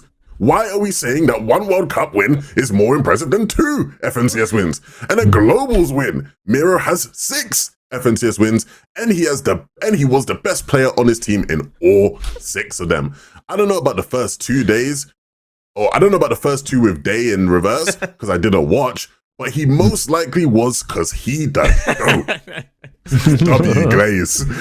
Jesus. And Bugha's World Cup win wasn't even that good, bro. Pete's 2024 Globals was way better because he got like 1 million points as a solo. So Miro, the GOAT, no debate. And I think Pete will be number 1 of all time after 2025 because he's probably finna win 3 FNCSs. Okay. Let's continue. Fair, now. fair. He's made some good arguments. Is that dead yet? That's, I mean, solid arguments there. Benny Also, probably plays controller, I would imagine. I think we can tell that Yeah. very obviously. Also, I have a little question for Harry. Yeah. Who are you? I have Okay. never seen you anywhere outside of this podcast. Damn. What the Love you, I'm Reese. a nobody. Nice. I mean, Yeah, I'm just. who are you? I'm Coach Harry. That's all you need to know. That's all I am. It's all right. You know what? Hey. You know what? You got us. Fair Yeah. enough. And then he said, as always, love you, Reese. Spelling Reese wrong, as always. I know. That's Freaky intentional at this Boop. point. I want emojis now with like 20 angry emojis. Sorry for commenting too late. He spelled too wrong. You know, I feel like you should be insulted, Levin, because I think quite frankly, me having to read it is an insult. That's the real no, insult for me. not even that. No, well, maybe that is the insult. Yeah. Like you have to be the one voicing this one out. But you know, Harry's had something pointed out. He doesn't know who he is. You know, he loves me. Still something. Boop. You know, call out to each. Not a single call out to Levin individually. How does this make you feel? I couldn't be more fast, to be honest. I couldn't be, you know. I'm alright. I'll Unfortunately, survive. Benny's become a member of the Boop community on Twitch. I get to see this live every day as well. So lucky. So lucky. Yeah, I love that guy. All right. Thank you, Benny, as always. On to the next. Thank you. Matt's Not the Healther says, Yo, first of all, what happened to Hotline FM podcast? Always And from one second, Rennes. I have a hot take. The German speaking are the best fighters in EU. What hot take? No way! Wow. Whoa. Bloody hell, that's a heater, mate. Hot take. Jeez. I mean, Wonder why. That might be too hot. Put that take in the freezer, get it cooled off, man. Whoa, Jesus. All right, let's think about this. He's Hold on, no. Whilst we think about it, you need to answer the first part. Yeah, What there's happened a to the question. Yeah, hotline the podcast? people have been asking. Yeah. They're waiting for it. To the hotline podcats. What happened to the cats? Not man? even the live streams, but all the podcasts. Yeah, the podcast, the hotline podcast is. I don't know what that is, so I can't answer the question. I don't know what that is, unfortunately. I don't know what the hotline podcast is. But the German speaking are the best fighters in the EU. That's not a hot take, brother. That's a fact. Yeah, it's a fact. It don't matter. Yeah. Realistically, Queasy just moved to Germany and dropped 30 kills in the Performance Cup yesterday, right? So, you know, anyone that lives in Germany, it's just natural becoming a best fighter. So that's just the way carried it by is. ping, Yeah. is what you're saying. Yes, they all awful the game, and it's just all ping. There it is, man. Fair Pleasure enough. clip Yeah. moment. Fair Yeah. enough. I think Vika's Austrian, by the way. So Yeah, yeah. German it's close. though. It's German- close, German though. speaking. German speaking. Yeah, That's why, yeah. German speaking. That's why Chap counts in this as well, right? Because he's Yeah, German exactly. speaking. So, you know, the German speaking are the best fighters in EU. Yeah. Basically, be close to the server, and that's a good start. You know, unless you're French, that obviously doesn't help. But if if you look back fuck? to chapter, like mid chapter 2, this has been like the start of that conversation with, like, you know, when Reason, Vidil and all that and Noah were like the goats of it, and it's kind of just been new people coming in, as in like Chat probably is a good example of that. I've pretty much upheld that same trophy, whatever you want to call it, for that entire time. So not a hot take. Yeah. Sorry to let you know, Matt. Yeah. All right, on to the next. Nolan Gregg said, since it's going to be the first major LAN with trios and Surge meta is so different, do you realistically see a not major region, so not NA Central or EU, getting top 5 to 10 in globals? Also, Levin, is Hotline FN coming back? Oh, that's I might the name know of it. Yeah. I think I knew that one. Yeah, that one's well known. Yeah. So what's the answer, Levin? Yeah. I need more podcasts to listen to while I No, work. podcasts. More poker. I don't know what the Hotline FM podcast is. I'm so sorry, Nolan. I don't know what the Hotline FN podcast is. I don't know what that is, so I can't help you. But on the first part of your question, I can't help you that because do I think non-major regions can top 5 to 10? I think one can top 10. We've seen that before in the past, right? So I think one probably could, but we sort of have to get closer to globals. We've not even seen what happens in major one, right? You know, I think we got to sort of wait as we get closer and closer to see before we at least can pick a candidate for who that can be. No. Less likely now it's in trios. I agree with the no take. Yeah. I'm a minor region. Like, I enjoy watching their regions, but it's just less likely. Very much less likely. It just depends on what the surge meta is, I think, at globals, right? Like, if it's a fraggy meta, I feel like a non-major region could do better. If it's a meta where you just gotta get to end game with max mats, they're not capable of that because they don't have the practice in their own regions. So it's gonna be major region city in that point. So if they got a lot of good fighters in those other regions, because that's all they can do is just fucking crank 90s and play creative because they don't got like a great infrastructure and stuff like that. So no, basically. Yeah, but we always have this all the good fighters, but like even most teams that we look at aren't three good fighters. There'll be like one good fighter, one guy who's just there, and then another guy in trios, I guess, who's the IGL of the scenarios, who's probably not that good at fighting either. There's no team who's their best fighters are living up. Well, right now we'll see. Obviously, like I said, it's super early, living up to like EU or Peterbot's best fighters kind of thing. So in order to get to like a top 10, maybe it can happen. We might see an Asia team or a Brazil team, but would I put money on it? One maybe. Top 10, top 5. No, I don't think. What's more likely, a hotline podcast or a top 5 non-major region this year? Definitely. Yeah. Definitely a podcast. Okay. If it was going to be top 5, what region would it be outside of West? Any West doesn't count. You're asking me to play Russian roulette. Of course. Spin the barrel. It could be yeah. Spin it. Spin it. Asia. All right. Asia. Brazil. There you go. Doesn't Brazil historically have the better man. placements? 5th at Invitational with each Zine and one. So yeah, maybe. Yeah. Either way, this is a useless conversation. They're all getting swamped. Thanks, on to Nolan. the next. Sailor. Thank you very much, Nolan, of course. Sailor. There's 11 questions. I thought it was going to be hotline again. I was just ready. If it was free back to end. back. All right. Question is mainly for Levin because of his recent tweets about the lack of NA comp creators, but would like to hear everyone's thoughts on this. A goal of mine in the new year was to start creating content covering comp, NA specifically, but that's because that's where I'm from. But recently, the region has just become so boring to me. Peterbot's trio continues to win every tourney by 150 points, and Snake Innings provide some drama, but at the end of the day, it all feels meaningless, and there are no storylines. On top of this, top pros are all just focused on meme coins. Is NA cooked? Not just asking from a content perspective, but even as a fan, I have found myself increasingly bored, and it feels like the whole year will be this way. Is there any hope for us? First things first, before I let the boys answer this one, because I know they'll all have thoughts. You're thinking about making content? Do it, my friend. Please do it. If you're bloody good, you'll be on this podcast. We're desperately looking for people who know about NA to come and have chats with us on the channel. So go make some content, my friend. Is your region cooked?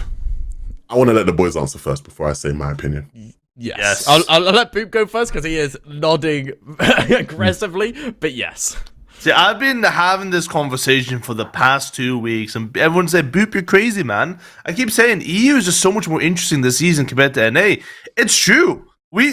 I would bet my entire net worth that Pete wins this FNCS. There's absolutely no fucking doubt about it. I think everybody would. I'll take anyone's bet. Any friends in the audience, if you want to put up money, I will take those odds. I will bet any amount that he's going to win this season. You can take everybody else in the region because it's going to happen. All the other top teams, all the other teams. I was just doing the face. If it doesn't happen, then the clip will have me looking at the camera like this, and that'll be you very, It'll very be everyone's passionate. reaction with a screenshot on Twitter as well. Yeah, they might age horribly, but realistically, NA I think is at a point where people. I mean, NA's always been marketing focused, right? Like very money oriented. A lot more streamers, a lot more content creation. Ironically enough, compared to EU.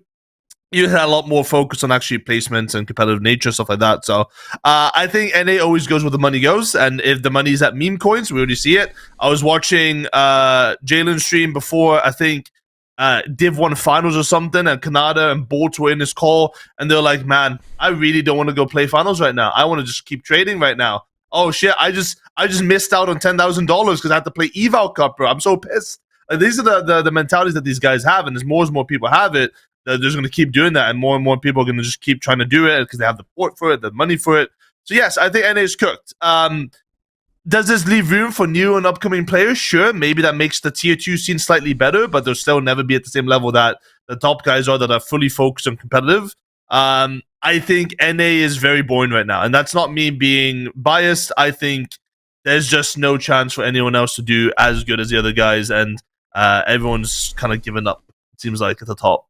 Yeah, I mean, you kind of said most of the points I want to say. I think for me, like looking at last year, NA was exciting, not obviously just because of Peterbot, but I think the whole Peterbot story was exciting. You know, you had he's dominating all the cash cuts. Can he do it in FNCS? And it's the next year, it's like, oh, can he do it again? Can he dominate? And it's like, oh, when he goes to LAN, he's not going to have this space or the freedom to do this exact same thing he does again. Once the storyline's finished, now it's boring. Because now it's like, well, what, is he just going to keep winning? Is it now, like, all we're watching for is, does Peterbot lose? That's the only, like, storyline in NA for, like, anyone winning, right? And I think it's in a weird spot where, like, someone like Vidil goes over to NA. You should think, oh, that's exciting, you know, they're doing really well, but no one really cares. No one is sat there like, wow, EU is actually... It's like the second best player who's gone to NA from EU, apart from Vino, performance-wise, and no one cares.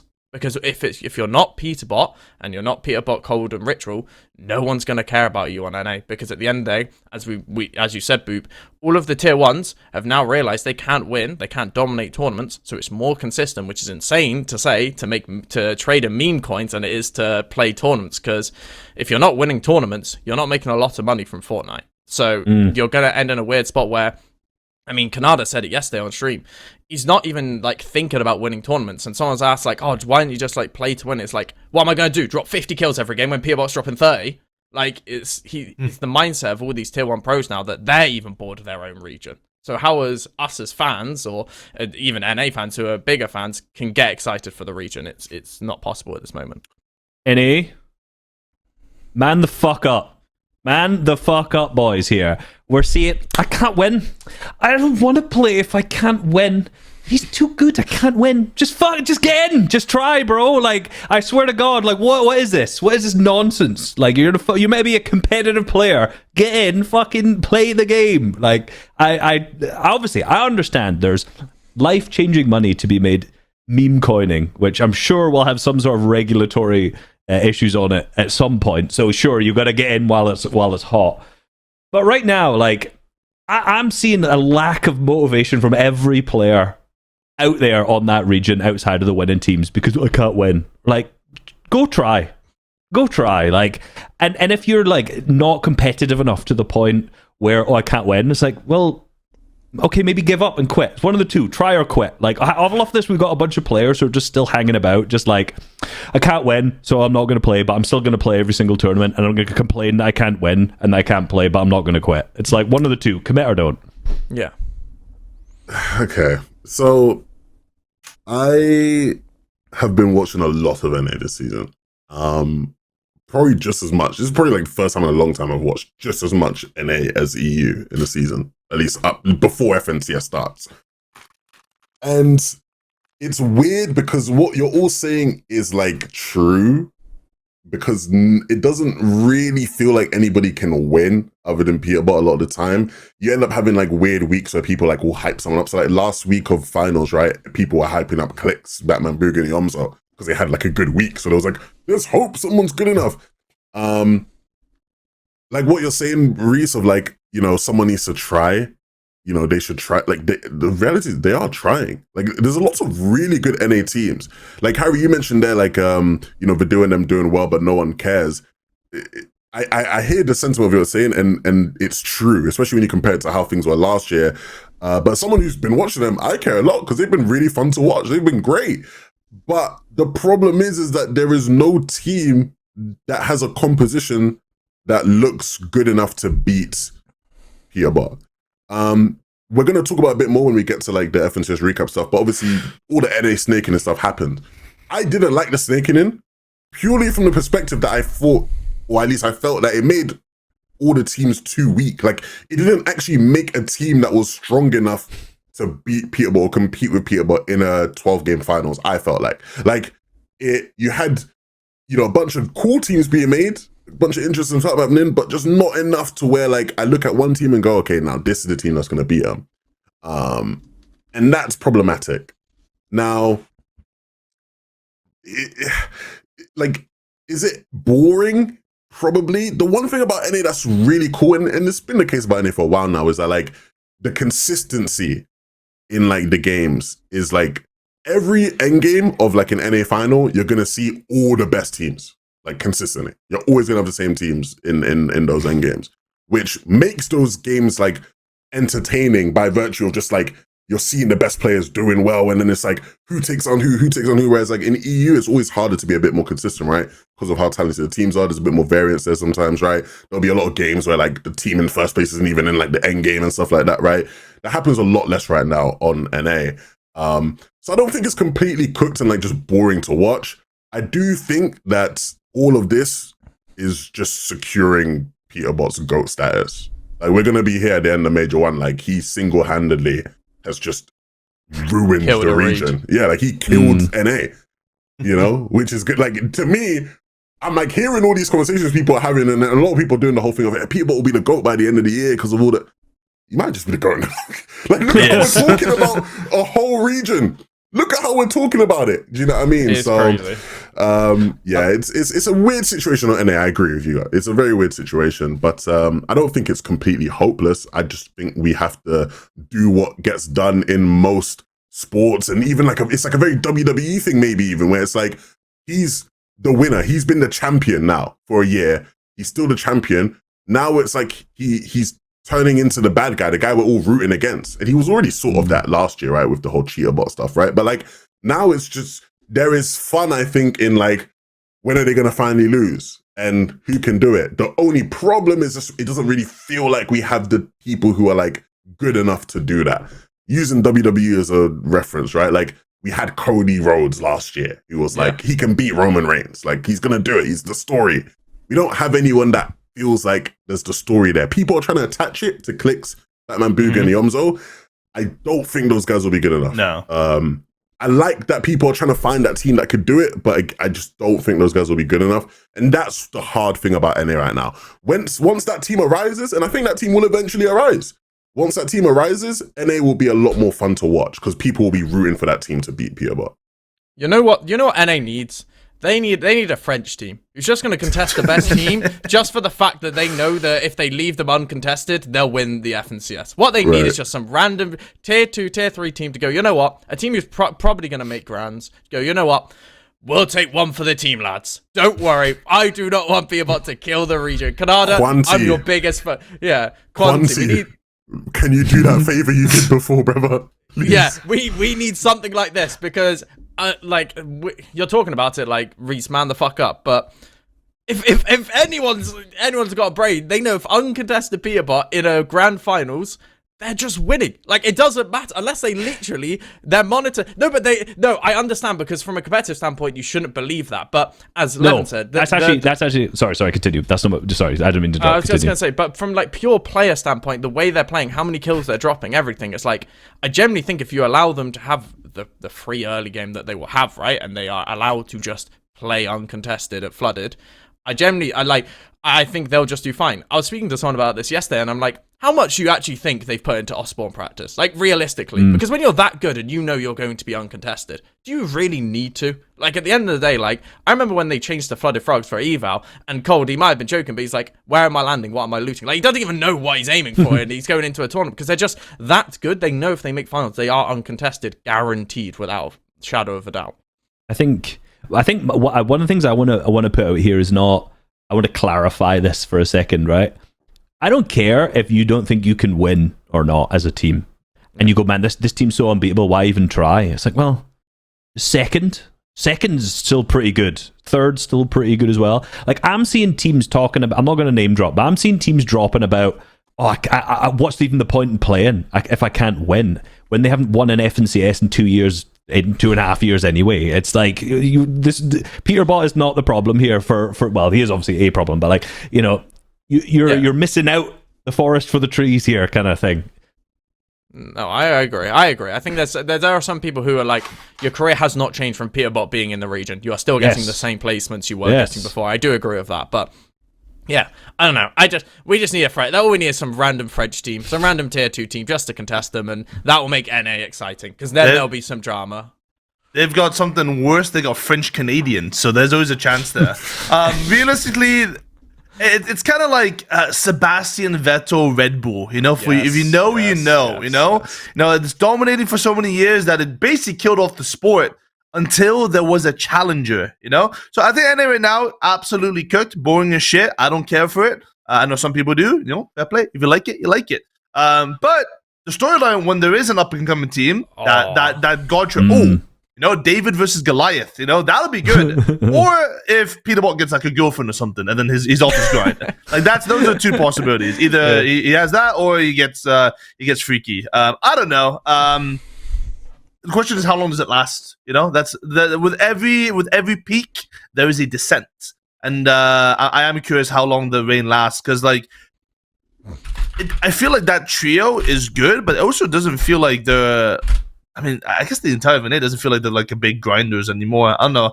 I feel like Code always had that perception that he wasn't like a big grinder. Pete always played scrims, but I guess how much can you keep grinding and putting the pedal on the metal when you're at the top and like there's not really much close to second place, He didn't do it last year, but 2 years of straight grinding and being the big boy, it's gotta be hard on the mentality as well. So you never know.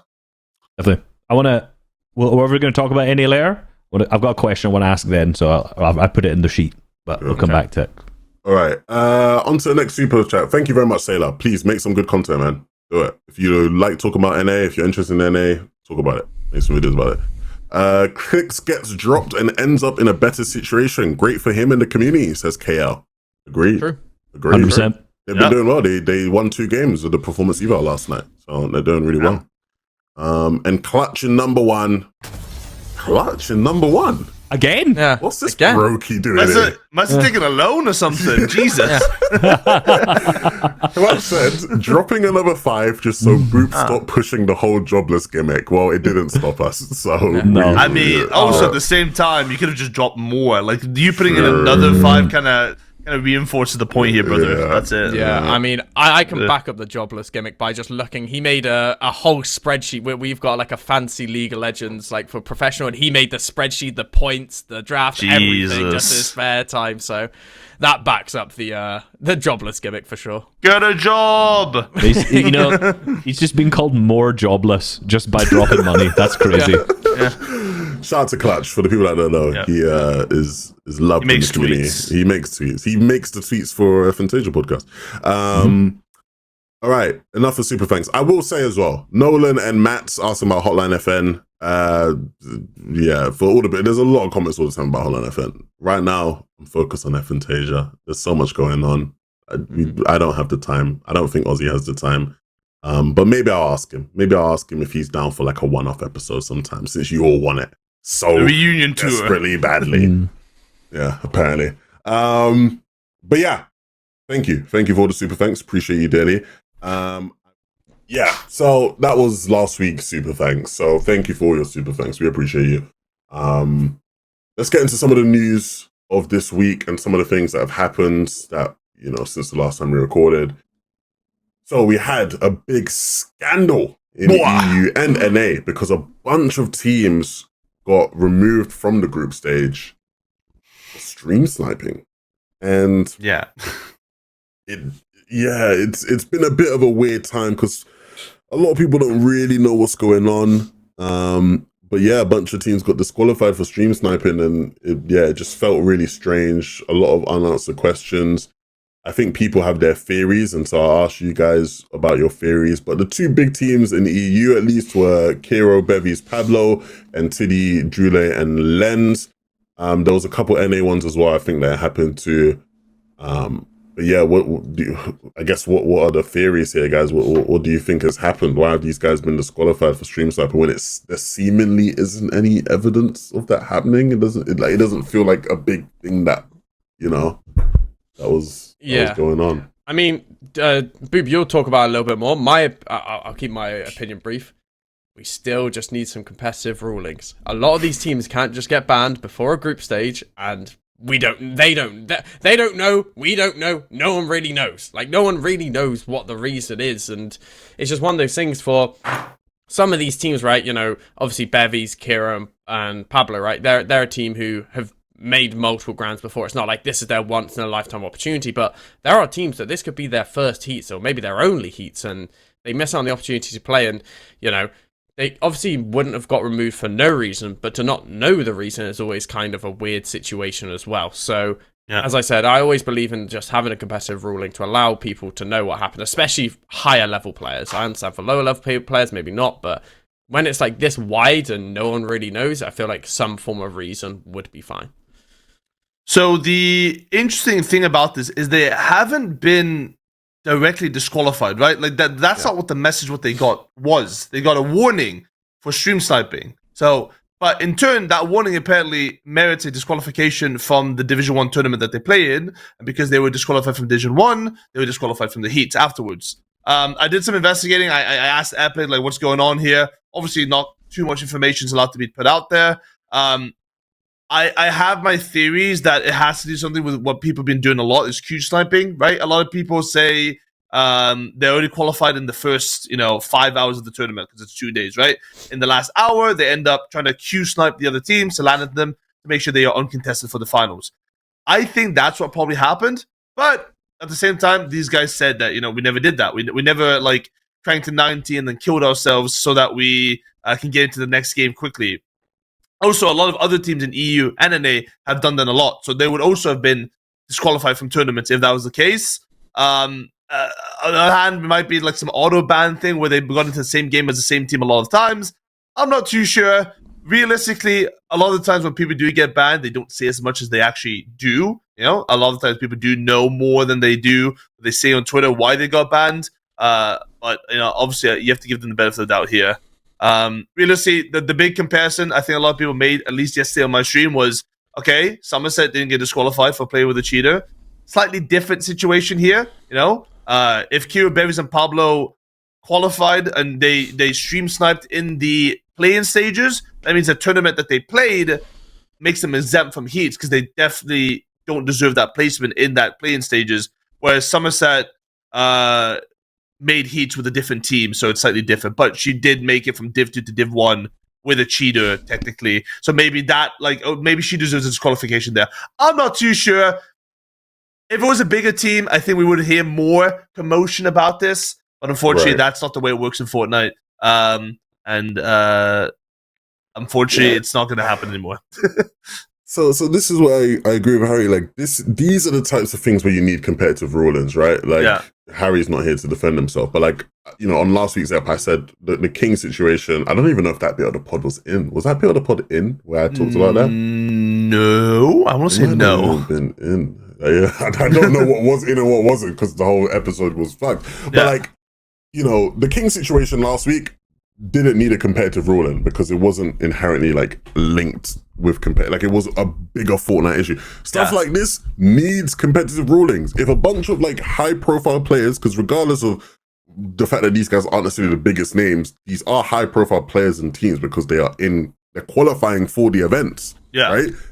So something needs to be said, because I think they did this once. They've only done this once where people got banned for something, so they made a post reminding people of the rule, even if that's all it is. They don't even have to actually say, hey, Hero Bevies and these people were banned for this. They just have to make a tweet going, reminder, doing this breaks this rule, so that we all at least know, that must be what was happening. Do you know what I mean? But because now, what happens when this happens again and people just don't know? I'd like to think that if it was a mistake, it will be somehow rectified. But the fact that it's not been, because Drew and them were obviously in this first group and then it's affected them, but the fact that it wasn't makes me think, okay, so this is something that's going to stand or it's going to be permanent.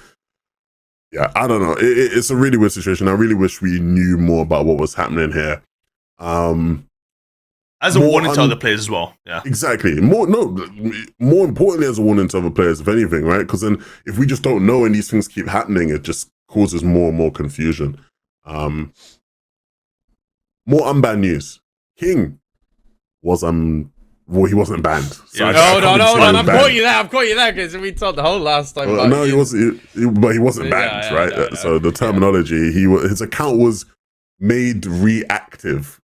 They activated it. Reactivated his They account. reactivated his account. Yeah. His account was made inactive, and they reactivated his account. Yeah. After all that conversation we had, yeah, his account gets made reactive, or reactivated. So, yeah, King's back. He was able to play FNTS, or he is able to play FNTS. I don't know what group he's in, so I don't know when he will be playing. But yeah, it's his. It's been fixed. Yeah, One quick fixed. note on the other guys: they will probably be able to play the playing stages. So like whether or not qualifier. they are now demoted to like Div 2 or something, I don't know, because obviously you keep Div 1, Div 2, Div 3 into next season. To the next season. So I guess that's a double punishment if they get demoted into Div 3 or some shit like that. But who knows? But they're allowed to play last chance, right? They're not banned. They're disqualified from the leaderboards. Interesting enough, they're also disqualified from every single leaderboard. Not only that Div 1 tournament that they stream sniped in. They were Every disqualified single from different types of earnings. That was what Bevies was also worried about in my chat. So every single tournament they played in this season, they've been disqualified from. So they must have missed something off or someone. I don't know. They took down all the duchies, man. We suck already in Fortnite, and they're all taken down. We just got Jody and Marine left. I mean, And Jody. Ziffy. I was gonna say Jody didn't do too hot in the heats as well. You haven't Yeah, got they much didn't left. qualify, yeah. We need that boy Kiro, man. You need who do you got to bring? What them guys again? Matzo and Amplify. Bring Matzo them boys Amplify, back. yeah. Come on. Micho getting back from the Bahamas. Yeah. Yeah, that's definitely not happening.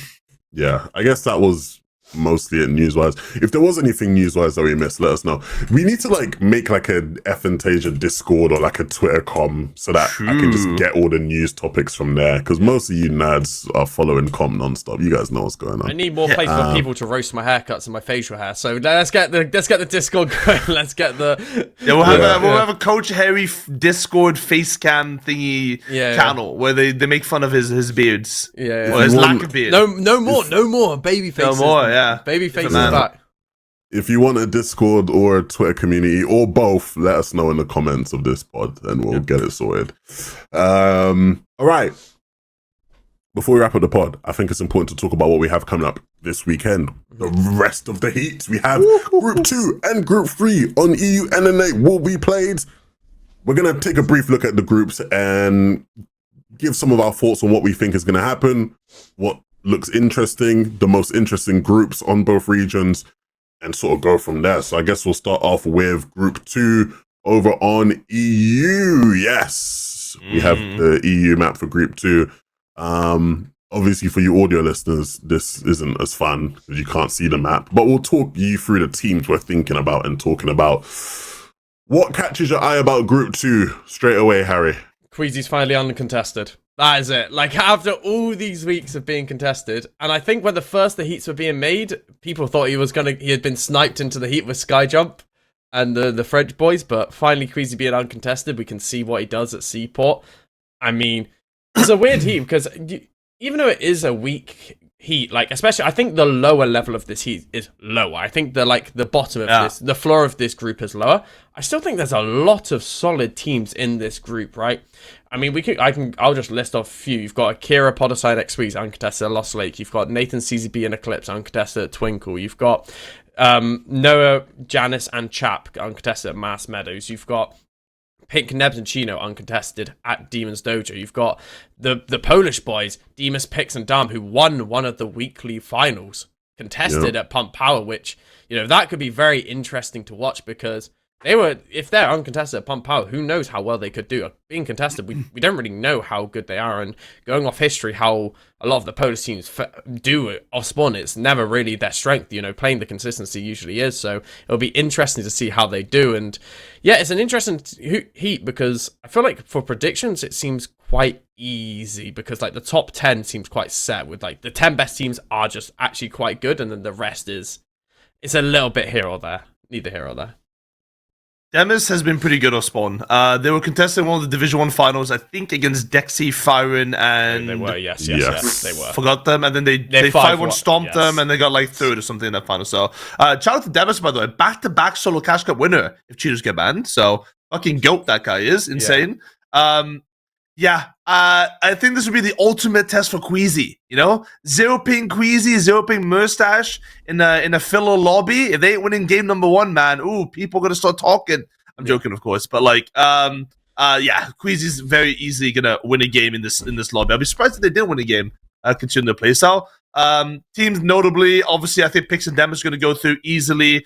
I think there's going to be some underdog teams like Faded, Turtle, and Vajera. I think they've been very good recently as well. Uncontested now.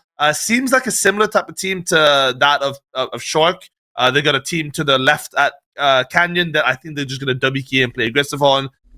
Nathan's been Eclipse, have been pretty solid. They'll probably make it through as well. I think, like Harry said, like I think the weaker teams in these are the who the fuck are they teams.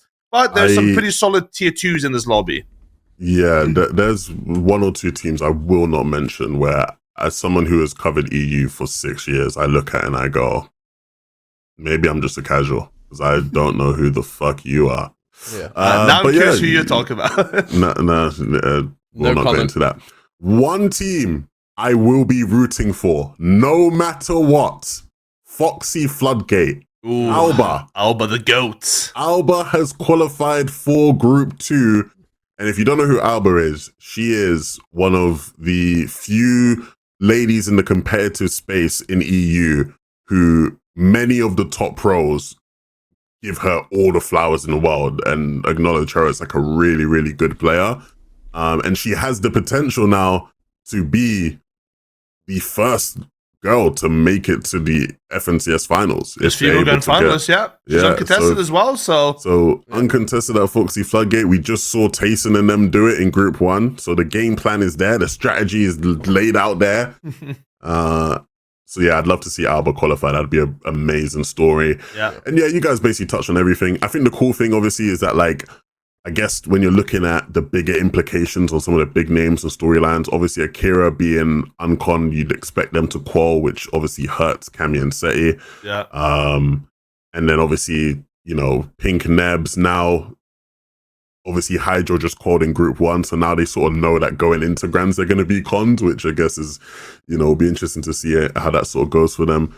But yeah, all in all, I think you guys mostly covered the most interesting things in this group. Yeah, for sure. I mean, it is just one of those groups that I think they'll still be fun to watch, and we always say it's going to be easy, right? And we haven't really talked about it. We touched on it, but didn't talk about it too much. Jazz, Noam, Chap, you know, we're talking about the top teams in this heat, right? If they don't make it out this heat, then there are some serious questions to be had about it, right? This is Mass Meadows with landing spots all around you contested, and teams you can easily go and get Surge on. It feels like especially with this, if they get any type of zone similar to what Cade, Mappy, and Cringe got in Heat 1, I mean, they should be another team who should dominate this lobby for sure. I mean, if they don't fully dominate, it's all the tier 1s. If none of the tier 1 teams or top teams don't just dominate and get consistent end games, good at end games, then they're always going to have questions. It's not really like you're going to gain anything from, like, if Queasy goes and dominate, you're not going to go, wow, now he's going to win. It's like, it's kind of expected. But if Queasy does anything but dominate, then you're like, well, hold on a minute, this is our lobby, he should be dominating. It's kind of the same for, like, 4 other teams in this lobby as well. Let's take a look at Group 2 on NA. Producer Courts, let's swap it on over, yeah. Oh, different color schemes, that's how it's always been with the NA maps. This group has a bunch of interesting teams. We obviously have Flooded Frogs, uncontested, nobody anywhere near them. Peterbot, Cold, and Ritual. They've claimed the whole map up there. They have just claimed the whole northern quadrant of the map. Nobody wants to smoke. Why the 2 spots triple contested in North America Heat 2? Yes, I know. I mean, EU, to be fair, EU Game 1 had Shogun Triple Con, so we can't talk too much. Yeah. And it wasn't even, like, supposed to be according to the map, which is funny. Broke the rules. Yeah, I think I'd rather be triple con that Kappa Kappa factory than land south of Peterbot. So true, that is true. Yeah, I think I'd rather do that.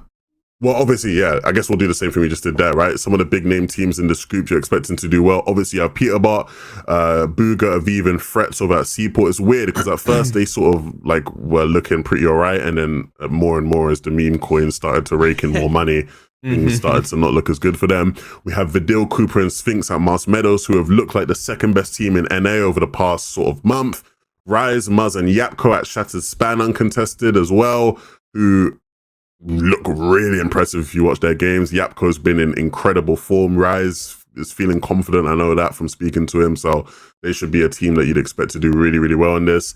Is there anyone else that stands out to you? I guess Macwood, Cam Bacon, you know, at Pump Powered's uncontested could probably do pretty decent as well. Macwood always finds a way to sneak himself into an NA Grands, doesn't he? I don't know how he does it, but he's just always there. Macwood, like, I think it was like respect Bucky the first ever FNCS winner in NA. Respect him. I know, I've got respect. It's like Bucky, who quoted Grands yesterday. He said his first Grands he made was when he was 15. He's now 22. It's crazy, like how players like that keep going their longevity. But yeah, I mean, I'll be watching and rooting for Vidil. You know, the EU boys, we gotta get Vidil doing well on NA, and yeah, hopefully they do well. I'd like to see them do well. They've been doing really well in the set lobbies leading up to this in the divisional finals. So hopefully they can move on from that. But yeah, it's NA's one of those regions we always touch on where it's like the top looks really good and exciting, and then you go past the tier 1 status and you go to the tier 2, tier 3, and it's just a mess. You can see how many teams are contested on the map. How teams don't want to be near Peterbot, and it's actually crazy because there's so many spots around there that you could just claim, and just no one wants to be anywhere near him. I've got my eye on one person on this map, and it's the brother Pasta Jack. What a great name. Don't know who you are, but that's a great name, man. The one thing I think that we're going to see this weekend, or next weekend, is Bugha Even Threats probably do well. Brother Bugha is down $1 million this week on meme coins. So we might see a new man. He's locking in for sure. He's going to see a new man in this lobby. Game 1, 25k win from Bugha, calling it now. But honestly, I doubt very much there'll be any upsets in this lobby. The best, Peterbot, Bugha, Vidil, Rise, they'll probably all make it through, likely. And then it's just who can fill out some of the other teams and whether or not those guys can win a game. Because even if the lobby is bad, winning a game sometimes isn't that easy if it's not your playstyle, right? People don't play to win sometimes, so. And it is so good, bro. I was looking at, I didn't even clock Pastor Jack at first, but then his teammate is just GFX. He's just a GF. Bro, this guy called Freak in there. Like, there's some nice names. His name is just graphics, just GFX. Like, fucking. Oh, that's and brilliant. girls. We love NA. We love NA. All right, let's flip on over let's go to NA Group 3. We'll stay on NA. NA Group 3, let's have a look at it. It's all green. So a lot less triple conning over on this side of things. It's weird when Peterbot's not there. Look how contested Flooded Frogs is. Everyone's right? there. My goodness. Everyone in their motherland in that Flooded Frogs when Peterbot's not there. No surprises. Over at the Night Shift Forest, Acorn, Ages, and Poyo uncontested over there. They've been an impressive team so far. Obviously, in the one finals they played, they came third. I watched those games quite closely. I think they're a really good team. We obviously have Rapid, Canada, and Bolts all the way on the other side is Demons Dojo, uncontested. The boy Bucky, uncontested at Foxy Floodgate, playing with Craze and Okis. Quanti, Byla, and Edgy over at Mars Meadows, uncontested. Is there anyone I'm not seeing here that I should be seeing? Noxy, Virgo, and Curly. Oh, those guys are really good. Yeah, they're Noxy, really Virgo, and Curly are a really, really good team. Shout out to those guys. Yeah, I expect those guys to do really, really well coming out of Kappa Kappa Factory Uncon. You got Noah Place, DC, and Chaos. Yeah. Bloody hell, conning at Conning all of OG. That should be fun. That's actually going to be very fun to watch, to be honest. Got Somerset as well in this heat. Yes, so another opportunity for us to have a female Grands player, Somerset, contested or spawned though, which, will be harder. Gotta win one game, gotta win an off one and win a game. It's, it's not possible. impossible. It's possible. But yeah. Shout out to Fusiak as well about Woofy Wolf in the top left. Shout out to Fusiak. Fusiak's one of the few NA players that I actually will just watch their streams. Even when they're not playing tourneys. Proper nice guy. Yeah. I mean, the storyline of this heat is Rapid Canada Bolts and Acorn Aegis Poyo. The snakening. That is the storyline of this heat of... It is, but it also isn't. And I say that because one trio cares about the game and the other one doesn't. Bolts plays on Deafen, that's the aura. That's how good they are.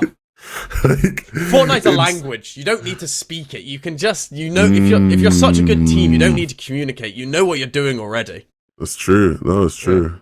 No, that's a fair point. Yeah, I think part of the super chats that we played from last week, we already had this conversation. So we don't need to get into the meme I have coin to stuff. repeat it. Yeah. Let's just not get But into it too much. I don't actually remember what I said, but hopefully everything I said still applies now. I'm sure it does. Definitely does. Yeah. All right, now let's take a look at Group 3 of EU. I think The this is best like group. the best group. The My grand goodness. finals. This unironically could be a grand finals lobby. It'd be a weak grand finals lobby, but it could be a grand finals lobby. You have Vico, Venom, Flixie, obviously uncontested at Flooded Frogs. To the west of them, you have Finchik, Kantry, and Apple, who aren't the biggest name, but have been performing pretty good in recent weeks. They're on form. You have Night Shift Forest, Manabuka, Wox, Ping, uncontested over there. You have Lost Lake, Kami, Seti, Chari, uncontested. You have Brutal Boxcars, Thomas, Tripp, and Fredoxy, uncontested. They just snuck in 99th place. The last team, not actually the last team, because other teams ended up getting added because of cheaters. But for the sake of storyline, the last team to qualify for this group, or for the groups in general, Skyjump, Mumsy, and Shakos at Seaport City, who obviously, are the biggest threat to Queasy potentially winning another FNCS. You have Blaha, Mixon, and Comeback, uncontested at Shattered Span, who have been in top form as well. They've been looking really good whenever they've been uncontested out of that spot. And then a bunch of other pretty decent players as well. You got some throwback players in there as well. Hen up north, London, towards like the Mansion split, is in this group as well. Who are you guys looking at outside of like the obvious names? But even with the obvious names, what do we make of this group? Stacked. Tough. I mean, this is why, so there's people on Twitter, obviously, and there's some pros who are complaining about this format, because obviously it's difficult, to qual through, but as a viewer, I cannot wait to watch this. Like, this is going to be each endgame, like, as we talked about, you can see the trend going through each heat, right? It's like, the top teams should qualify, they should dominate, because the bottom end teams aren't that good. In this heat, even the bottom end teams, there's only a few, and then it's like tier 3 teams who have made finals before, and tier 2 teams who have made finals before. So when I say, like, it could be a grand finals, yes, it would be weak, but it's so many stacked teams. You have got multiple teams in here who could win an FNCS. Multiple teams who could easily win an FNCS this season. 4 at least. 4 out of the top 5, you could say, right? And then, you've got teams like Blaham, Mixon, and Comeback, who are a really solid team, always have been really solid. You got teams like, even like Hen, for example, someone who's been returning and playing really well over the past couple of weeks, right? And I just feel like this is the hardest heat to predict. And I feel like this is the one that's going to cause the biggest upsets, because only 10 spots to make, to place you into grand finals, and there's easily more than 10 teams in this heat who could qualify to grand finals. This heat is entirely dependent if the best teams win a game. Yeah. Because if the best teams don't win a game, your consistency spots go away, and you have more and more points you need in order to qualify through this. So I wonder if it's low-key a strategy for like a Vico, Venom, Flix to say, fuck it, we're just not going to win a game this weekend. We're going to do super consistent so that, maybe one of the good teams gets snubbed out in 6th place randomly instead of us winning a game. Because let's be honest, Vico, Venom, Flix are the overwhelming favorites in this heat, right? So they're probably going to come in, and if they play like 4 games, they're going to come in with like 240 points to 300 points. If they win a game, that opens up a slot beneath them. So winning a game is actually against their interest in this sort of lobby, because you could cook a team that, maybe might be a contender to grief you, or maybe do well in the grand finals. Realistically, we're going to have upsets in this. It's not like there's good teams in this lobby or names that we know that aren't in form. Perhaps like in the first heat, the names we mentioned, they were good names, they're good teams, but they didn't seem to be in full right form. All these teams are in form. Blaha, Mixon, Comeback, really good team, in form. Revshko's team's been in an upwards curve lately, very, very good form. Kami Seti Hori, obviously, consistency goats. Thomas Shrimp Fedoxy, maybe a little bit more down in form. Bukovina Flexi, guaranteed, good form. Malabuka, looking like a potential FNCS winner this season. Mongo Savage Panzer, looking like a team that has improved a lot, especially with Panzer now IGLing as well. And then you get some of the contested teams that could probably win in a one-off game. teams like Skylight, I think, have won games before in these reboot type of lobbies. One of those Russian speaking teams. Sorry, I couldn't call it. I think we're gonna see at least like 2 or 3 teams that we know are good not make it through. Yeah, I wanted to ask you both. What is your like hot take for this group? Because there's so many ways you could go about it, so many different angles you could go at. Whether it's a underrated team qualifying, or if it's a good team, a top team not qualifying. Like, what do you feel is going to happen in this group? So who do we hate? Basically, is who we want to talk shit about? Because it could be a hot take of a. Okay, I'll do my hot take. Moneymaker wins a game. Oh, okay, Moneymaker winning a game. I mean, I can see it. They've been, again, another team on an upwards trajectory, another team starting to perform better going forwards. 11. Wait, I completely forgot Mongraal's in this show. We haven't even mentioned I said Mongraal. Mongraal just because you don't know Cow like that. Yeah, you haven't been listening. Boop talked about Mongraal. Yeah. Sorry, I don't listen to it. I'll usually tune out when Boop's talking. Yeah. My hot take, everybody's hyping this group. It's not going to be as fun and interesting as people think. You're just a Debbie Downer, man. Like, it's it's going to be boring. Well, are you going to say it on the broadcast as well? You're just going to bring up the vibes, man? No, because on the broadcast, I'm paid to be positive. Here I can be myself and be honest. You're saying it's not going to be as exciting, but it's like, I just don't see how it can't be. Like, even if all the tier 1s qualify, there's too many, like, there's too many teams who are good enough to qualify to fit the spots. Like, so I just like. I think that's true, but I don't think it's. The reason why I think it's not going to be as interesting is I think all of the good teams are just going to win games, and even though there are a lot of teams who, like, on paper are good, there's not like enough to where I'm like, this is like that something feels wrong. All of the teams who might not qual, who are like big name, because that's the problem. We have a lot of big names in this group. Absolutely. It's the most with the big names. But then, like, with some of these big names, them not qualing isn't as big of a surprise outside of the fact that they're big names. Like, if Mongraal and them don't qual, it's not really a surprise. As much as it might feel like it. Oh my God, Mongraal didn't qual. But it's like, do you know what I mean? It would, like, even Thomas Trippin and Phrodoxy, if they didn't qual, it wouldn't be a surprise. They've not played good recently. But it would feel like a surprise in name value. But it's not really a surprise. It would. You know what I mean? That's why I don't think. That's why, like, there's not many people who I don't think. There's only people who I actually think, like, should. I can't. I'm struggling to say this. There's not many people who I think should qual who probably won't qual. Yeah. I get what you're saying. Is what I mean. I think Thomas not qualling would be a surprise. Even though yes, they've not done as well in playing stage, their finals have still been pretty solid. Like, they nearly won one of the divisional weeks early on into the season when they were landing box cards, and then they got like another middle of the pack performance, like a 13th. Not the best, right? But I'd still think you would be surprised if Thomas didn't qualify. I get your point. My hot take, I actually, because you're lucky you talked about them, I actually think this lobby is set up perfectly for Mongraal, Savage, and Putrick. Not Putrick. Panzer. Who doesn't even know the names? Panzer. Same thing. To win a game. To win a game.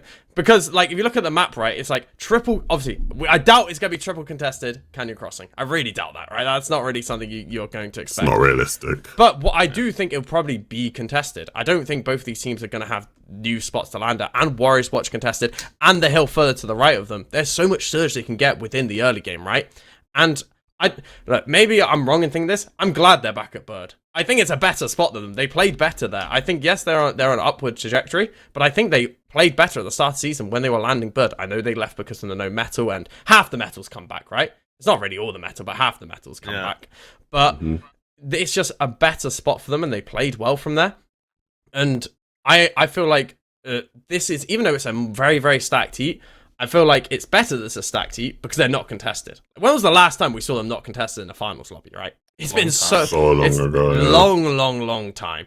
And because there's so many good teams in this heat, I feel like that's kind of the reason why they're not contested. It's like you don't have the random team who's like, I want to contest Mongraal. I want my fame. So I feel like this is actually setting up. Yeah, it still could happen. I could see it easily happening. For me. For the Mongraal Savage Panzer conversation, I think this will be the test, right? this is be the confirmation if we can win or do well. I don't think that honestly, I don't think they're gonna win. I think that's a surprising thing to say. I think they'll go through consistency if they do make it through. But I think this is a test of, there's been some doubt in that trio. Like, okay, is Panzer the right choice? Is Panzer IGLing the right choice? Should we have Mr. Savage IGLing? Is this play shift trying? They've been doing good, right? They qualified 3 Division 1 finals in a row. They didn't make the 4th one. And I don't remember if they made the 5th one. I don't know. But they've been sort of on an upward trajectory. And this is finally the final. One. They did not? I'm pretty sure they didn't. No, I think they didn't. Okay, they did not. Okay, so they seemingly had an upward trajectory. And then, now we're at this point where, this is the test. Can we actually do well in a set lobby? Because we haven't seen them do well in a set lobby other than the first Eval Cup where they won the first game. I fear this may be Mongraal's, final hour. If they somehow don't qualify through Grands through this format, I doubt they're making it to Grands through the last chance qualifiers, right? And then I feel like at that point, Mongraal's doubts, which apparently have been echoed by a lot of people, might come to fruition, and then we'll see that man leave the Fortnite scene, unfortunately, for meme coins. But he says that he isn't. But the inside whispering says that's a very likelihood outcome here. So this could be the actual true test. So basically, let Mongraal Savage win a game, guys, if you want to keep seeing them play. If you want to see the Fortnite scene survive, you need Mongraal and Savage in it. So let them win, Yeah. It'll save your careers in the long run. What are you thinking, Levin? Levin sounds like he's going to be like, nah. What, now No, Mongraal's quitting, or? I just don't think the things have been fun for him. So why would you stay? Yeah. Do you know what I mean? Like, it's not been fun. They've been conned every fucking event. He's not like, I know Mongraal's gotten better, but like, he's not like the best or anywhere near the best. It's been long enough. He would still feel like a liability, but I think most people would agree that replace Mongraal with like a tier 1 player and the ceiling of this team massively increases. So like, if you're Mongraal, I reckon, I wonder if it actually is all that fun for him right now, And if that's the case, why would you stay? But we'll see how it goes. We gotta treat him better, boys. We gotta treat him better. We do, but I also know I can't. What do you know? There's a lot. I can't be asked to get clipped out of context, but it'll probably happen anyway. But I know, like, there was a time like last year after one duo season where like they didn't even do that bad, where he was like close to quitting then. So like I know he's thought about it before, like 100%. So Boop, you're saying inside sources are saying, there's ramblings. I fully believe that because I've heard that myself in the past. Yeah. So I know he might say on stream, no, and he probably has to say that on stream because otherwise his community's fucking annoying and won't leave him alone about it, right? So he probably has to say that just for the sake of like, it must just get annoying. The thing is, he doesn't owe anyone anything, right? As a player, like he's financially stable enough. His stream is doing good, but like Savage's stream is excelling, right? Like his Savage stream is popping off like crazy. I think Mon gets like a quarter of the views that Savage does, unfortunately for him. So like a lot of this is just fan service, I think, for Mongo. It's like, okay, I'm gonna do it because it's kind of fun to improve and like maybe I can make another grand finals, but there's not much in it for him. If anything, he's losing more money not doing it because I've heard that man has 1,500 Solana ready to go meme coin trenchant, which is a lot more money than I've ever seen. So he's actually losing money being here. So send Mongo a nice message once in a while. He doesn't have to be here. No, you are right, and I think it's been a huge. It's as much as it might not feel it, but it has been to me it's been a success, even though maybe performance wise it hasn't. But getting to play with Savage again, getting to go to NA, making grand finals. Yes, they maybe haven't got the placements they wanted, I feel like, but still the viewership and support Mongraal still gets after all these years is some form of success, right? And the one thing I was looking at was, when you think of Mongraal and Mongraal at his best, obviously he was an amazing solo player. That's kind of what Mongraal always was, individually just an amazing player. And you look at his solo cash cups, and I know it doesn't mean a lot, obviously, when you've got that much money, but he's not even qualifying to many. Or even playing many, it feels like, unless he's placing outside top 10k, and I can't see it on Fortnite tracker. It's just that to me is alarming that maybe he feels his, like, obviously when you're not IGLing in a trio and you're kind of like you're following your tarper to get refreshes, like it might not feel like you're doing as much as you'd want to do, right? You not feel like you're actually having the biggest impact that you could have. And then when being you're a fragger is boring. Yeah, you don't This do a lot. is the take of the week. Being a fragger is boring, especially if you're not actually a good fragger. Yeah. If you're a good fragger, it must be fine because at least you're actually like killing a bunch of people. It's like the dopamine. But when you're a fragger and you're not actually having to do much, it is boring as hell. Oh my god, you're just following like a donkey and like not doing like it's boring. Yeah, so it's like as you said, like he's not really making decisions, and then he's not qualifying to Sir Cash Cups, and he's not placing well in them, and it's like, what's really the point? Like, obviously his stream is probably making him some nice money, and he still probably enjoys streaming, but as you said, like, even if it's not meme coins and he just goes into something else, it's like, maybe that's better use of his time. I hope not, because I think it's good to watch Savage and Mongraal play together, and with Panzer, not Putra, with Panzer, they're enjoyable to watch, right? There's some funny moments, and they are good. They're a good team. It's just, I'd want them to play for the whole year. I just don't know if Mongraal has that in him. From what you're saying and from everything that's being said, it's like, I don't know if Mongraal has that in him to play for the whole year. Yeah. No. Either way, we'll see. Group 3 should be fun. As much as I'm being a Debbie Downer about it, it probably will just be fun. Yeah. And amazing to watch. And very intense and hype going into that last game. So we'll see how that goes. Either way, appreciate you guys all for listening. We appreciate you brought it out again. I was gonna say something earlier, but I wanted to stay on topic. Is that a Stanley Cup group? Do you have a Stanley Cup? Yeah? What's wrong with the Stanley Cup, mate? Oh my god. I've had the Stanley Cup for like 3 months, brother.